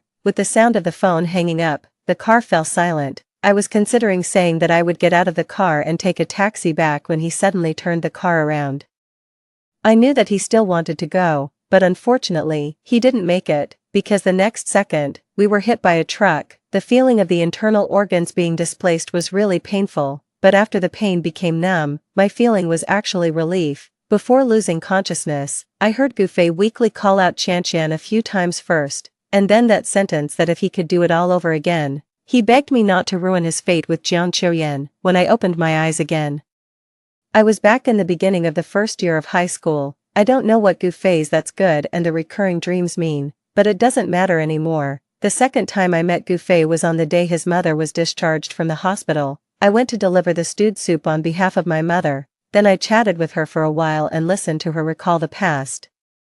She took out the old paper photos and picked up a group photo of Goofei and me after winning a junior high school competition. She said, "Time flies so fast. I remember that when your mother and I were waiting to give birth, we were in the same ward. You were born just one day later than Xiafei. In the blink of an eye, more than 20 years have passed. Qian, you're still as beautiful as when you were a child. Xiafei's father really liked you back then. He held you in his arms. And you neither cried nor made a fuss, you just knew how to smile quietly. Later, when you grew up a bit, you and Xiafei were stuck together every day. We adults also said that you two would definitely be together when you grew up." I smiled appropriately and followed her words. "Auntie, those are all things from childhood, they can't be taken seriously." She patted my hand and sighed, "It's Xiafei who doesn't have this fortune. Now the gap between you two is getting bigger and bigger. He really doesn't deserve you anymore." I smiled softly, originally intending to say that this kind of thought was wrong. "Auntie, there's no such thing as who deserves whom. What's important is whether two people are on the same path." She probably misunderstood my meaning and said to me, "I heard from Xiafei that he's preparing for the postgraduate entrance examination. The school is the target university he had in the college entrance examination." And it happens to be in the same city where you went to university." At that time, I gently interrupted her. "Auntie, I'm going to study abroad. And I already have a boyfriend. I haven't had time to tell my parents yet." Just then, Gufei came back from outside and went to the kitchen to wash his hands. We were sitting on the sofa in the living room. I didn't know if he heard it, but he was standing there with his back to me, motionless for a long time. The air was quiet for a few seconds. Perhaps to ease the atmosphere, Gufei's mother asked about my boyfriend. I smiled and talked about how I met him. He was a boy who participated in the competition with me. He was gentle, clear-headed, humble, and self-disciplined. He was on a direct admission program from bachelor's to master's to doctorate degree. He won national awards every year and also won awards in various competitions he participated in. He could write calligraphy, play chess, and play the drum set. Then I turned on my phone and found a photo of him giving a speech at an academic forum. After showing it to her, I said, "He's the person I like very much and also my fellow traveler." The conversation ended here. Later, on the way back, I inexplicably thought of Gufei, who rolled up his sleeves in front of the sink. There were faint scars on his forearm. That was the tattoo that had been removed. Instantly, it was as if time had intersected. The name that had been crossed out with countless horizontal lines on the draft paper in the past was the signal for his relationship with Jiang Chuyan to start. Now, the faint scar from the removed tattoo on his arm had become the symbol of their end. The sudden burst of hormones in that youth had finally ebbed like a tide. 11. The entanglement between Gufei and me has almost come to an end here. I was indeed looking forward to the fate he would face after choosing another path. I wanted to know how he would reach the height of his previous life in a situation where every upward channel is now full of countless competitors. I also wanted to know how the family that had spent countless efforts cultivating him for more than 10 years would support him to pursue his dreams again. I have to admit that I just hoped to see him not doing well on this path to prove that my actions in the previous life were correct. But I also know that I was indeed wrong. There is a sentence in Charles Dickens' The Mystery of Edwin Drood: "The best kind of politeness is to mind one's own business. Once you interfere, you have to be responsible." So this time, I positioned myself correctly and didn't interfere in any of Gufei's choices without permission. In the previous life, he regretted not being with Jiang Chuyan. I don't know if he will regret those 21 multiple-choice questions he gave up in this life. However, the wonder of fate lies in the fact that there is never an optimal choice. No matter which one is chosen, there will be regrets. What's important is to bear the consequences of the choice. And now I have no interest in the direction of Gufei's fate in this life. After all, life is so long. Whether he makes a comeback and returns to the peak against the odds or stops here and becomes an ordinary person from now on, it has nothing to do with me anymore. I stopped looking back and continued to move forward. During the 3 years of studying abroad, I was in a long-distance relationship with my boyfriend. When Song Xiao called me, she smiled and teased me. "Qian, you're going to be away for 3 years. Aren't you afraid that your relationship with your boyfriend will fade?" While rushing to finish the deadline, I calmly replied, "Although my boyfriend and I are not in the same place, we are heading towards the same goal. Our souls will only get closer and closer." She made an ambiguous tisk sound, and then, as if thinking of something, changed the topic. "Do you remember Jiang Chuyan? A nouveau riche fell in love with her at first sight and crazily spent money pursuing her. Her wedding was so grand, she invited a large group of former classmates and received countless envious glances. Unfortunately, within less than 2 years, the nouveau riche became fickle and met a younger and more beautiful girl, so he spent money pursuing her as usual. After being cheated on, Jiang Chuyan made a big scene, but the result was that the nouveau riche wanted a divorce. She didn't agree, and now the two are still struggling over the divorce." I listened casually and suddenly found that Jiang Chuyan's face had gradually become blurred in my mind. Besides remembering that she was quite good-looking, I couldn't recall any other deep memories. Even when she was in love with Gufei back then, I didn't think there was anything special about her. I never regarded her as a competitor either. After all, we were people from 2 different worlds from beginning to end. Probably seeing that I was a bit indifferent, Song Xiao stopped talking about her and instead said, "Gufei took the postgraduate entrance examination twice and was brushed off by a difference of 0.1 points each time. What bad luck." Finally, after finishing the deadline, I let out a long sigh of relief and casually replied, "Oh, then I wish him good luck." Not long after that, one day, I suddenly received a withdrawn message. It was from Gu Fei, but I didn't ask. Until I returned to China, a former friend held a welcome back party for me. Gu Fei, who came along, asked me if I had seen that message. I shook my head and said that I was sleeping in the middle of the night. He smiled bitterly and explained, I had a fragmented dream and mistook the dream for reality. I'm glad I didn't disturb you. After the college entrance examination results were announced, Gu Fei and Jiang Chuyan got together. The middle of the night when he had the dream was daytime on my side, but it no longer matters. Just like that withdrawn message when Qian, did you like me? The answer no longer matters. What's important is that now I will walk further and further on my own path, and my lover is right ahead on the path. Looking at his back as he turned and left after looking at me deeply, thin and lonely, my boyfriend came over holding a small cake and softly asked me who that was. I withdrew my gaze, took his arm, and smiled indifferently. Just an ordinary friend who has known me since childhood. Story 2. 3 days after I fled my arranged marriage, my fiancé committed suicide in the new house he had prepared for us, leaving all his wealth to me. While sorting through his belongings, I stumbled upon walls covered with photos of me and the floor stained with mottled blood spots. His assistant told me, Sir had loved you for many years. His depression was severe. Only thoughts of you, only seeing you, could bring him some relief. Every detail was shocking and suffocating, yet inexplicably saddening. So, given another chance, facing the same arrangement to marry my childhood friend, I smiled and refused. I'm not leaving.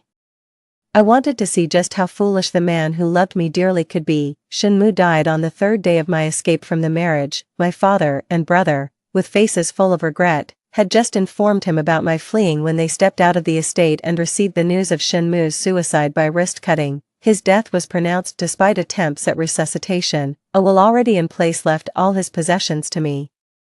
Receiving the call from my brother while I was far away in North America, my expression gradually stiffened. In my eyes, Shenmu was a jerk who suddenly showed up demanding marriage, a man I hardly knew, yet every detail seemed to suggest that he had been in love with me for many years. At the lawyer's request, I hurriedly returned to the country and stiffly received Shenmu's urn. He had no known relatives, and his assistant, looking solemnly at the square urn, softly told me, Sir had loved you for many years. His depression was serious. Only by seeing you, by remembering you, could he feel a bit better. I thought, if you married him, he wouldn't be so pessimistic, but I never imagined. His voice trailed off, not blaming, but my heart inexplicably clenched. The assistant handed me a key. This is the estate Sir prepared for you. It's also the new house he personally decorated. The place of his suicide, the estate was large, with a green lawn and even a racetrack. Styled in my favorite royal blue, the furniture, the decorations, all catered to my tastes. Inside, one room was filled with my photos, from my sophomore year in college to the present, captured almost every moment by this man's camera. The floor bore the mottled blood stains left by his wrists, faintly giving off an odor of blood. Every detail was shocking and suffocating, yet inexplicably saddening. I couldn't help but feel angry again. He loved me, why didn't he say so? Barging into my home like a robber, demanding a marriage alliance, how could I ever feel secure marrying him? Did he want his tragic end to make me feel guilty, to never forget him for the rest of my life? Dream on. I donated all the inheritance, including the villa. The photos on the wall were torn down by the cleaning lady, casually thrown on the floor, covering the blood stains. Shenmu's brief and legendary life thus completely vanished from this world. It took me 3 days to accept the reality of being given a second chance. 3 days ago, Shenmu had just come to my house, forcefully demanding a marriage alliance. Upon hearing this, my childhood friend did not hesitate to tell me to run, to escape to North America for a couple of days. In my past life, that's exactly what I did, but in this life, remembering those walls filled with photos, I gazed at the bloodstains marring the ground and calmly shook my head. I don't want to leave, I said. I need to find him and ask why he wants to marry me. Shenmu's business was thriving. When I went to see him, he was still in a meeting. His assistant personally came down to greet me and asked me to wait a moment in the office. The boss will be down soon, I softly acknowledged with a hum. True to their word, Shenmu arrived quickly. Before I had even finished a cup of tea, he hurried over, fastening his undone cufflinks as he walked. When he saw me, he stopped in his tracks and calmly called out, Miss Gu. His expression was cold and distant, as if he was looking at a stranger. His indifference left me speechless. After a moment, I asked softly, Mr. Shen, my father said you want to marry me. Why is that? To marry if I wish, no reason needed. I was at a loss for words. How was I supposed to respond to that? Slowly, I stood up and picked up my bag. Then I guess I'll be leaving now. Shenmu's expression flickered, showing a rare hint of surprise. You're leaving just like that? I looked at him expressionlessly, watching his face turn pale, a layer of self-defeat cloaking him, yet, he stepped aside to let me pass. If I wasn't sure that he had feelings for me, I would have thought he was toying with me. I sighed and took the initiative to grab his sleeve. How about we have dinner together? The interactions between Shenmu and me were so intense that even his assistant was on edge. As I was leaving, the assistant kept apologizing. Boss is not good at chatting with girls, Miss Gu. Please don't be mad at him. I'm not mad. I smiled and told him, I actually quite like him. His looks are really my type. The office door was ajar. Through the small gap, I clearly saw Shenmu touch his face. Looking stunned, I smiled slightly and said to the assistant, I've asked your boss to have dinner with me tonight. Remind him not to stand me up. The assistant nodded hurriedly, as if I might change my mind any second. I walked out of the company's main entrance in my high heels. Just then, my childhood friend called. Seeing the contact named Brother Liangxing, I calmly hung up, my thoughts drifting as I gazed at the clouds. Liangxing has always treated me well and truly cared for me, but whether it's a childhood friend or just a friend, eventually, they all fade into the journey of life. Just like in a past life, he had a lover and children, learned to avoid me, so even when I was trapped in the mountains with a survey team and called him, his wife mocked me, calling me an old maid who couldn't get married. When his wife was insulting me, Liangxing was right there, silent. I died there, never knowing what he really felt. That evening, Shenmu arrived early for dinner, but the atmosphere was chilly. I struggled to make conversation, but he was like a conversation-ending machine, showing no interest in anything. I was exhausted and placed my cutlery heavily on the table. Mr. Shen, this way. It feels like you don't really want to start a family with me. Shenmu's Adam's apple bobbed as he looked down and apologized. I'm sorry, I started, hoping he would finally open up. I don't want to hear this, I said, feeling somewhat helpless. You have managed the company for so many years, undefeated at the negotiation table, with a flawless insight into human nature. And yet now it seems, it makes me feel like you're not really interested in me. Shenmu's face turned pale, his fingertips tightly pinching into the palm of his hand, faintly showing traces of blood. Don't overthink it, he said, I'm just not used to being this close to you. His sudden, confession-like statement took me by surprise. His nervousness and loneliness, as well as the blood marks from his palm, didn't seem feigned. I suddenly remembered what his assistant said in my past life. Sir's depression is quite severe. He only feels a bit better when he sees you, Mr. Shen. I became very curious and asked him directly, did we know each other before? Shenmu's lips trembled slightly, his eyes instinctively dodged mine, and he turned his head towards the transparent glass windows of the restaurant. We did, when, I pressed further, but Shenmu clamped his mouth shut, refusing to say more. I felt a bit disheartened and began eating my steak. No longer trying to make conversation, Shenmu remained silent, seemingly oblivious to the awkward atmosphere. He just stared blankly at my lips and neck, his gaze following the red wine I swallowed, slowly moving down to my throat, then stopped, restrained by his upbringing. I glared at him. He turned his head in panic, his face a bit pale, his lips accidentally bitten and showing fresh red blood. I was exasperated. If you want to look, just look openly, don't be sneaky.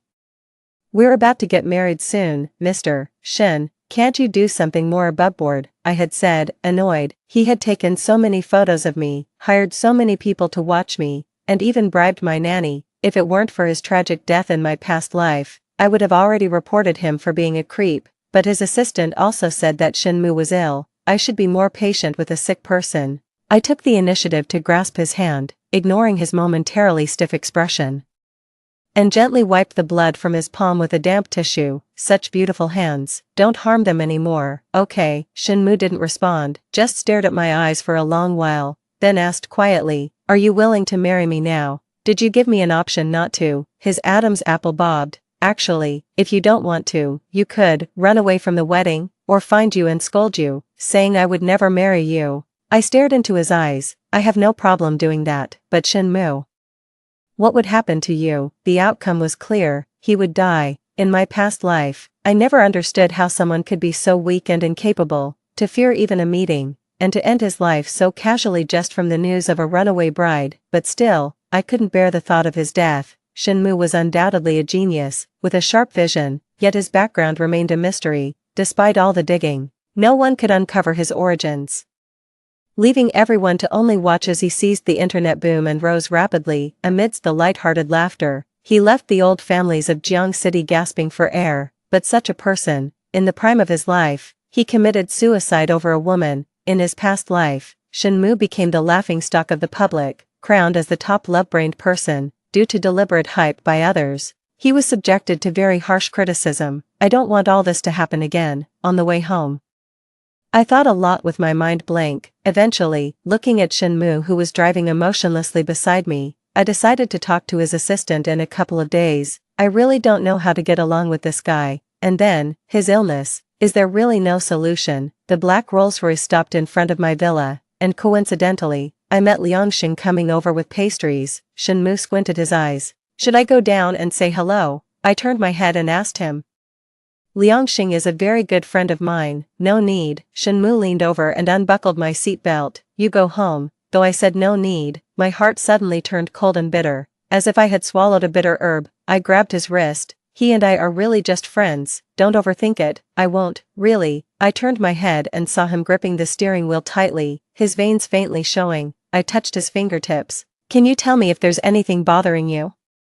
Don't keep it to yourself. It makes things difficult. Pressed by me, Shenmue's Adam's apple bobbed, and he turned his head away, speaking slowly. I don't really like him. Then you don't have to interact with him. I patted his head encouragingly. He's just my friend. You don't have to force yourself to like him, and in the future, as husband and wife, we'll have a relationship many times closer than with him. If you mind my relationship with him, I'll also pay attention in the future and keep some distance from him. Shenmue seemed surprised. You would distance yourself from him for me? Why not? I looked at Shenmue with a smile and said softly, we are husband and wife. After all. Shenmue was stunned, seemingly dazed. I seized the moment and moved closer to him, telling him, you see, things can be resolved only when spoken about. Right, if you have any dissatisfaction with me, anything you want to say, you must tell me. Don't keep it to yourself and get half dead with anger. And I don't even know, it would be a pity. I could roughly sense that Shenmue didn't know how to handle intimate relationships. He applied the tactics of business negotiation to relationships, coerced my family into a marriage alliance. And when I approached him proactively, he was at a loss and didn't know how to respond. It's a bit scary how naive he is in relationships. It's okay, I thought, I can teach him slowly. Liangxing watched me get out of Shenmue's car, his eyes narrowing slightly, his expression slightly unfriendly. As the car drove away, Liangxing also approached me. You've decided to marry him. He's handsome, wealthy, reputable in our circle, and scandal-free. Why not marry him? But he stopped mid-sentence, a bit panicked, a bit messy, with a touch of anger and impatience. He finally blurted out dryly, are you sure you like him? In this circle, how many marriages are out of love? I shrugged. He's suitable. Liangxing's eyes widened. He can't even compare to the two of us. Liangxing. I cut him off coldly. I'm getting married. Some things shouldn't be said anymore. I walked home without waiting for him to respond. To be honest, even after living through it all again, I still couldn't figure out Liangxing's attitude towards me. At his best, he was incredibly kind, even going so far as to travel across small towns in Northern Europe just to buy me a necklace. At his worst, he couldn't even remember my birthday. In my previous life, I had suggested an arranged marriage to him, which he declined, saying he wanted to enjoy a few more years of freedom. Then, while making a snowman in St. Petersburg, he fell head over heels for a simple and sweet girl, and they got married and had a child within 3 months. His wife was quite bothered by my presence, and knowing this, I kept my distance and didn't contact him. In the end, it turned out to be a permanent goodbye. Liangxing would probably be a bit sad to hear of my passing. After all, when his father and stepmother were upset with his brother for slapping him, I was the one who sat with him on the rooftop, counting stars all night.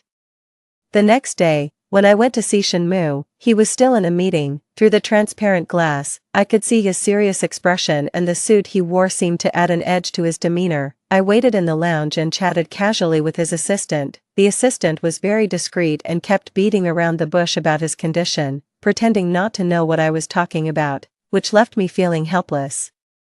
Don't you think it would be best for him if you were clear with me about his condition? I asked. But Mr. Shin doesn't want you to know, he replied. He wants to remain perfect in your eyes, he added meaningfully, hinting that Mr. Shin really hoped I could rely on him. What are you talking about? Shinmu entered the lounge after his meeting, looking a bit tired as he adjusted his tie. We were discussing how good-looking you are, and whether you've had plastic surgery. I leaned back on the sofa, smiling at him, but your assistant said no, which is a shame. I could never match up to Mr. Shin's features, I teased. Shinmu was momentarily stunned. The assistant, knowing when to leave, had already exited and closed the door, leaving the room very quiet. I could hear the rustle of Shinmu's suit as he spoke in a hoarse voice. Do you like this look? Is it that surprising? I raised an eyebrow. Could it be that Mr. Shin isn't aware of his own charm? His ears reddened slightly as he awkwardly turned away, not looking at me. Speaking of which, calling you Mr. Shin feels a bit too formal now. I walked up to him and touched his head, feeling the stiffness from the hairspray, which wasn't very pleasant. I bent down close to his ear. Can I call you big brother instead? Shinmu pushed me away abruptly. He suddenly became angry, and I couldn't understand why. Just as I couldn't understand why he liked me, he sat behind his desk, his back to me, his voice filled with resentment. You should leave, but I wanted to have lunch with you. No need, Shinmu refused without hesitation. I have things to do at noon. What was he up to? I studied him for a moment and slowly said, well, alright then, just be mindful of the time. You shouldn't skip meals. I picked up my bag and walked out, pausing for a moment at the door, under the assistant's anxious gaze. I heard the sounds of something being smashed and Shinmu's anguished growls. I had intentionally left the door slightly ajar. His pained, desperate growls mingled with the sound of breaking glass wafted through the door. I tapped on the desk of the assistant in front of me, my expression grave. Are you still planning to keep things from me? He hesitated, but I ignored him and pushed the door open, walking in. Shinmu was in a particularly disheveled state, curled up in a corner, sitting amidst shattered glass. His fingertips were covered in blood, though it was unclear whether it was from digging at his skin or from the glass cuts. I stepped over the broken glass. My high heels crunched harshly on the jagged fragments, creating a grating noise. Shinmu, panic-stricken, kept his head down, trembling, refusing to look at me. I touched his shoulder, asking, what's wrong? He was too big and heavy, over 6 feet tall, and I couldn't embrace him fully. I could only squat beside him, carefully picking glass splinters from his palm with tweezers. Finally, Shinmu lifted his head, staring at me. After a long moment, he rasped, ugly, isn't it? What? Your hand? I paused, staring at his long, slender fingers that were barely covered with flesh, and couldn't help but mutter about his lack of self-awareness. They look fine, I sighed, bent down to his fingertips, and gently kissed them. They really do look fine. Yet Shinmu was still not pleased. He asked me, did you say the same to your exes before? What? Pleasing me, treating me well, calling me brother. Did all your exes get this treatment? I fell into an awkward silence. So, he had been upset over this. I thought it might have been something about his family, maybe something triggered by being called brother. Turns out it was just romantic frustrations. Such a strong and formidable person, yet so tormented by emotions. I patted his head and sighed softly. Fool. I've had quite a few relationships. After all, I'm good-looking and come from a decent family, attracting many suitors, and inevitably, a few have touched my heart. But in families like ours, dating and marriage are not the same. My dad told me early on that I could date whoever I wanted, but when it came time, I had to come back and marry properly. I helped him to stand and sit on the sofa, then let the cleaning staff come in to tidy up the floor, and poured him a warm cup of water. Bustling about, Shinmu held my hand. You don't need to do all this, I sat down, following his lead, deep in thought. He probably had already checked how many boyfriends I had before. I used to be playful, and I've done plenty of foolish things. If he minds, there's nothing I can do about it. You can't contact them anymore. Shinmu's abrupt statement interrupted my thoughts. I turned to look at him, seeing his serious face, and scratched his wrist. Are you ordering me? His body tensed suddenly, his breathing became shallow, as if realizing something. He nervously turned his head. If you want to contact them, at least tell me in advance, otherwise I understand. I cut him off. I won't contact them anymore. Then I asked him, were you really that upset just now because of this? Is it because of my ex? Shinmu didn't respond. I felt a bit helpless. If there's something bothering you, can you please tell me? Acting like this is really exhausting for me, not saying anything, getting inexplicably angry, throwing things around. I don't even know how to appease you, so, all your exes did a better job than me, is that it? Shinmu suddenly interrupted me, his eyes bloodshot and his tone as petulant as a child's. How did things get to this point? I just wanted to have a good talk with him. I straightened up, feeling helpless, and asked him. If these things bother you, there's nothing I can do. I don't think having a few relationships is a crime, the past is the past, why can't you let it go, Mr. Shin? Does digging into these matters and questioning me about them really make you happy? Fine, let me tell you, yes, I've been in relationships, and I genuinely liked them at the time. Does that make you happy to hear? Shinmu's eyes grew redder, and he looked like he was about to cry, seeing me stand up. He anxiously tried to grab my sleeve but I gently brushed him off, his voice sounded lost. I thought that if I just cooperated with you, we could get along well, but now I realize, I just can't adapt to your way of thinking. I looked into his reddened eyes and slowed my tone. You don't seem happy with me either, and you've even hurt yourself. Shinmu, maybe we should call off the engagement. No, Shinmu firmly held my gaze, his eyes bloodshot as he tightly gripped my arm.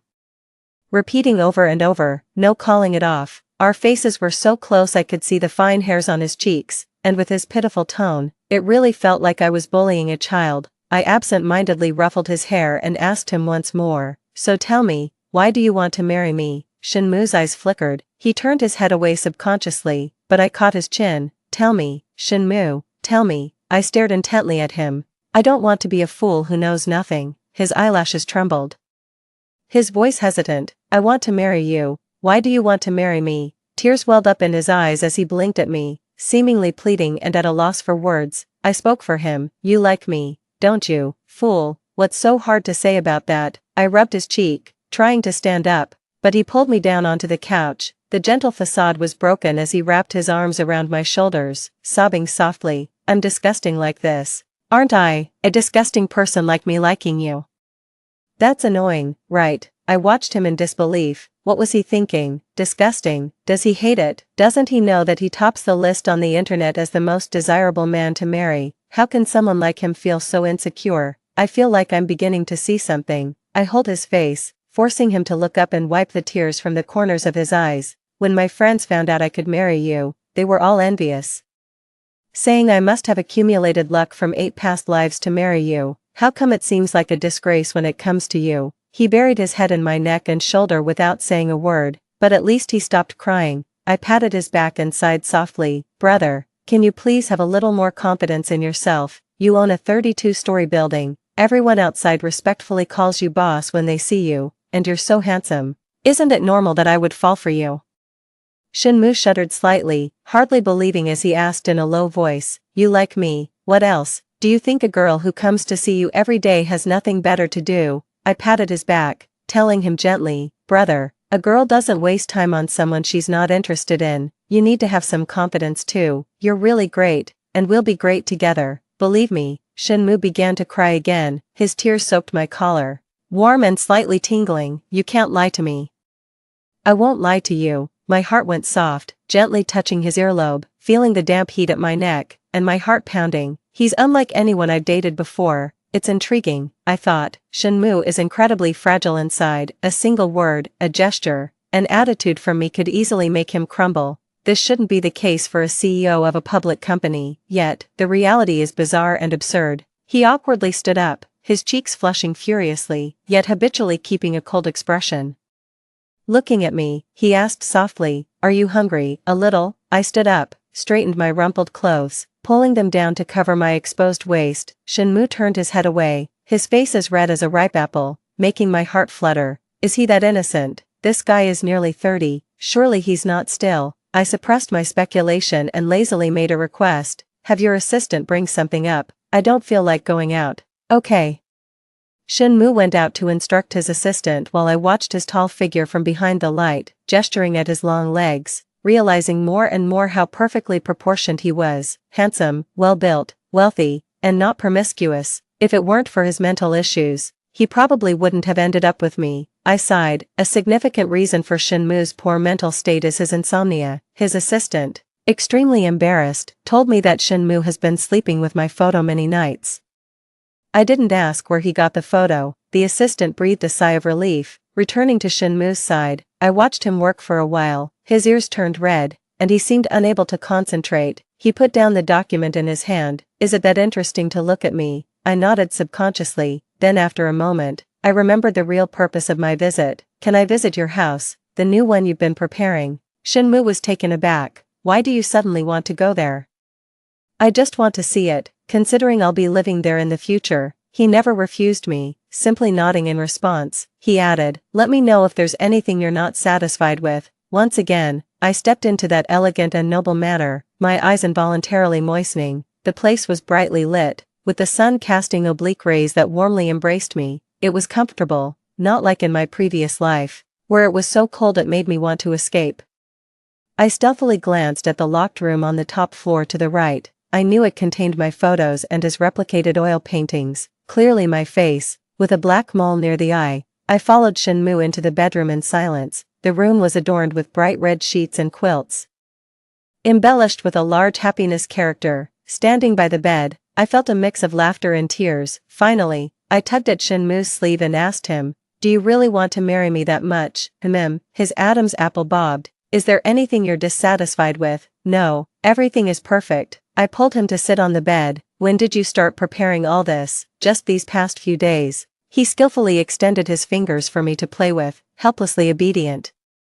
Due to my protests, he had stopped using hair gel. His bangs softly lay on his forehead, less harsh, and more gentle. In the room next door, the place where he took his own life in his last life, blood had splattered everywhere, but now, he held me, his chin resting on my head, his expression tender and content, like a well-fed beast lazily basking in the sun on a lawn. Had I managed to change his fate? The wedding was drawing near. I visited him daily, staying late into the night, which earned me several scoldings from my father for being unreserved. Yet, Shinmu seemed quite pleased. He was eating more, gaining some weight, his previously gaunt fingers now a bit fleshier. One day, as I was about to visit him, I saw Liangxing waiting at the company building. He grabbed me as soon as he saw me. He has bewitched you. I'll take you away. Let's go to North America. Are you insane? I shook him off in disbelief. Think whatever you want, but I can't let you sink any deeper.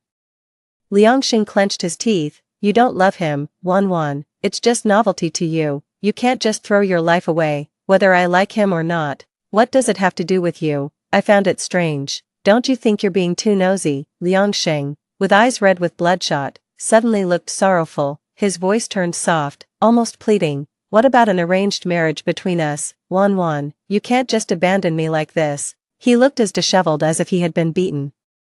His suit crumpled against his body, begging pitifully for my mercy. I remembered what my best friend had told me when Liangxing got married in my previous life. If only you had married first, he would have definitely gone crazy. How could simple, cute love at first sight compare to the bond you and he had before? He's only been so recklessly affectionate because you haven't been interested in other men these years. And he's your only friend of the opposite sex, Liangxing. I called his name with a complex expression, raising my hand to pat the dust off his shoulder. Let's go back. Let's pretend I didn't hear what you said today. I'm getting married soon. From now on, you should be more careful too, to avoid misunderstandings. He looked at me anxiously, tears falling. In a low murmur, he said, did I just miss the chance? With no way to turn back. We are friends. I used the words he once replied to me. To answer him, if you wish, we can be friends for a lifetime.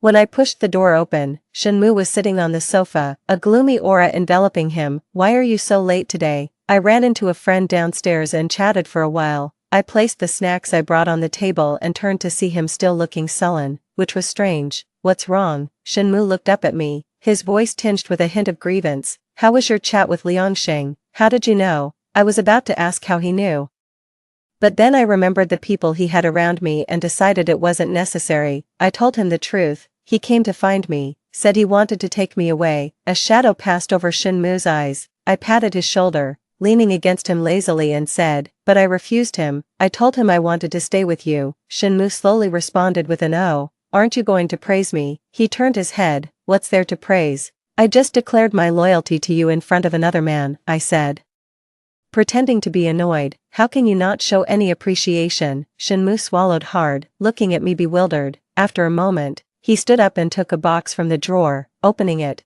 It was a huge blue crystal necklace. It looked familiar. Is that the one from the auction in Hong Kong? Yes, I laughed out loud. The necklace was beautiful and valuable, but Shenmue had spent 3 billion on it. The headlines that night were all about the fool who spent 3 billion on a necklace. Why did you buy it? You like blue, he said quietly. I think it suits you. Thank you, brother. I hugged his neck and rubbed my cheek against his. The auction was 2 months ago. Why bring it out today? You seemed unhappy today, he said softly. I was planning to give it to you for your birthday, but I thought it could cheer you up now. When have I ever not? I remembered my feigned anger from earlier and shut my mouth, amused. This man really can't tell the difference between a girl being genuinely upset and just pretending. I poked his cheek. I'm not upset, really, but I'm still very happy now, brother. I'm really starting to like you more and more. Shenmue's cheeks reddened as he lifted me onto his lap and carefully kissed my forehead. He's not someone who understands girls well, yet his assistant keeps reminding me, urging me not to agitate him. I couldn't help but ask, has his condition worsened these days? No. The assistant hesitated, then said, actually, Sir's mood has improved significantly. He no longer needs sleeping pills at night, so why do you keep pestering me? Sir has been better because you've been around. If you grow tired and leave, the consequences could be severe. He pleaded with me. I don't know what your intentions are for getting close to Sir, but please, don't just walk away casually. He might really lose his mind, and might even die. I added that last part in my mind. I patted his shoulder. Don't worry, I care about him more than you do. I'm no savior, nor am I a professional psychologist. All I can do is my utmost to ease Shenmue's suffering. I just want him to be a little happier. When the mood is good, everything else should follow. When Shenmue's father approached me, I was somewhat surprised. After all, this was the first time I heard about his family. His father, who came from the capital, wore a similar suit and bore a resemblance to him, yet had a completely different demeanor. His sinister presence was downright terrifying. He was blunt right from the start. Miss Gu, I want you to leave my son. I was a bit stunned and took a sip of tea to calm down before asking, so how much are you willing to pay? 2 billion, enough to get your family through this crisis. I paused. I wasn't even aware that my family was in crisis. I studied him quietly for a moment before firmly stating, ours is true love. You'll need to offer more. The necklace Shenmue bought for me alone cost 3 billion, your offer isn't tempting enough, he scoffed. Do you think staying by his side is something good? He looked at me mockingly. Have you been in touch with your ex-boyfriends? Why don't you find out how many of them are still alive? And that Liangsheng, do you think Shenmue will let him off? And your brother, do you think being blood-related to you will save him? Let me tell you, Shenmue won't spare him either. Your love is so grand, yet it's everyone around you who suffers. You're kept in the dark like a fool. Isn't that ridiculous? My brows furrowed, disgust filling my eyes. I believe in Shenmue. He's not that kind of person, whether he is or not. Why don't you find out for yourself? He smiled confidently. They say the son is like the father. The tricks I used on his mother, he will surely use them on you exactly as I did. Believe it or not, then your wife must not be with you anymore. No, on the contrary, we are very happy together now. He smiled proudly. She can't escape, has resigned to her fate, and still has living family members she can't bear to leave behind. She's very obedient now, very docile, waiting at home every day. Soft, gentle, all her claws and teeth cut out, tamed to only rely on me, obedient like a bird in a cage. I suddenly woke up. It was just a dream. The north wind howled against the window glass, snapping me out of my daze. As I realized my back was covered in cold sweat. In my entire life, I've never met anyone as detestable as Shenmue's father. Just thinking about his smug domestication theory makes me want to vomit. It's still afternoon, and I'd just woken up from a 3-hour nap. When I turned on my phone, I was greeted with 16 missed calls from Shenmue. I called him back, and before I could even speak, I was interrupted by his anxious voice. Why didn't you answer my calls? Did you see him? What did he say to you? Do you not want me anymore? Are you thinking of leaving, calling off our engagement or breaking up with me? Stop guessing, I said, cutting him off. I didn't do any of that. I just fell asleep. Don't overthink it. Shenmue went silent, his breathing heavy. After a moment, he said in a pitiful voice, Wan, I'm scared. His voice was so sorrowful and pitiful that it overflowed my heart with sympathy. Don't be afraid, I sighed. Although he's your father, to me, he's just a stranger. I still trust you more. Do you understand? Shenmue didn't respond. He just said softly, Wan, I want to see you. Shenmue came to pick me up at my house. As soon as I got into the car, he pulled me onto his lap and hugged me tightly, burying his head in my neck and pleading with a cry in his voice. "Don't believe a word he says, Mim," I replied, patting his back. "I only believe in you." Shenmue looked up, tears clinging to his eyelashes. Under my guidance, he has now become quite adept at expressing his emotions in front of me, whether he's feeling wronged, sad, or anything else. He knows to share it with me instead of bottling it up inside, like now. He murmured, "Can you not meet with him again? I was really scared today. When you didn't answer my calls, I felt like I was going to die." "Don't say that word," I covered his mouth. "You're going to live a long life," interrupted. Shenmue looked momentarily dazed. I ruffled his hair and smiled slightly. "If you don't want me to meet him, I won't. After all, I only met him because of you. Brother, you need to have more confidence in yourself." I grasped his hand. "I don't believe anything others say about you. I only believe what I see, what I hear, and what you tell me. You really are an excellent person, brother. You're amazing and you need to believe in yourself, understand?" Shenmue is very insecure. I don't know what he went through in the past that made him so timid and fragile, especially in romantic relationships, where he flutters about like a headless fly, feeling unworthy of anyone's love. These days, whenever I get the chance, I compliment him, from his looks to his knowledge, from his wealth to his status. Even saying his fingernails are particularly cute. Only with enough confidence can he stop being like a startled bird, anxious and unsettled all day. I hope that Shenmue can find relaxation and joy in our intimate relationship, not constantly tense, worrying about how to please me, which must be exhausting. "Brother, I'm already an adult now," I said, hinting at my capability to handle complex emotions and relationships.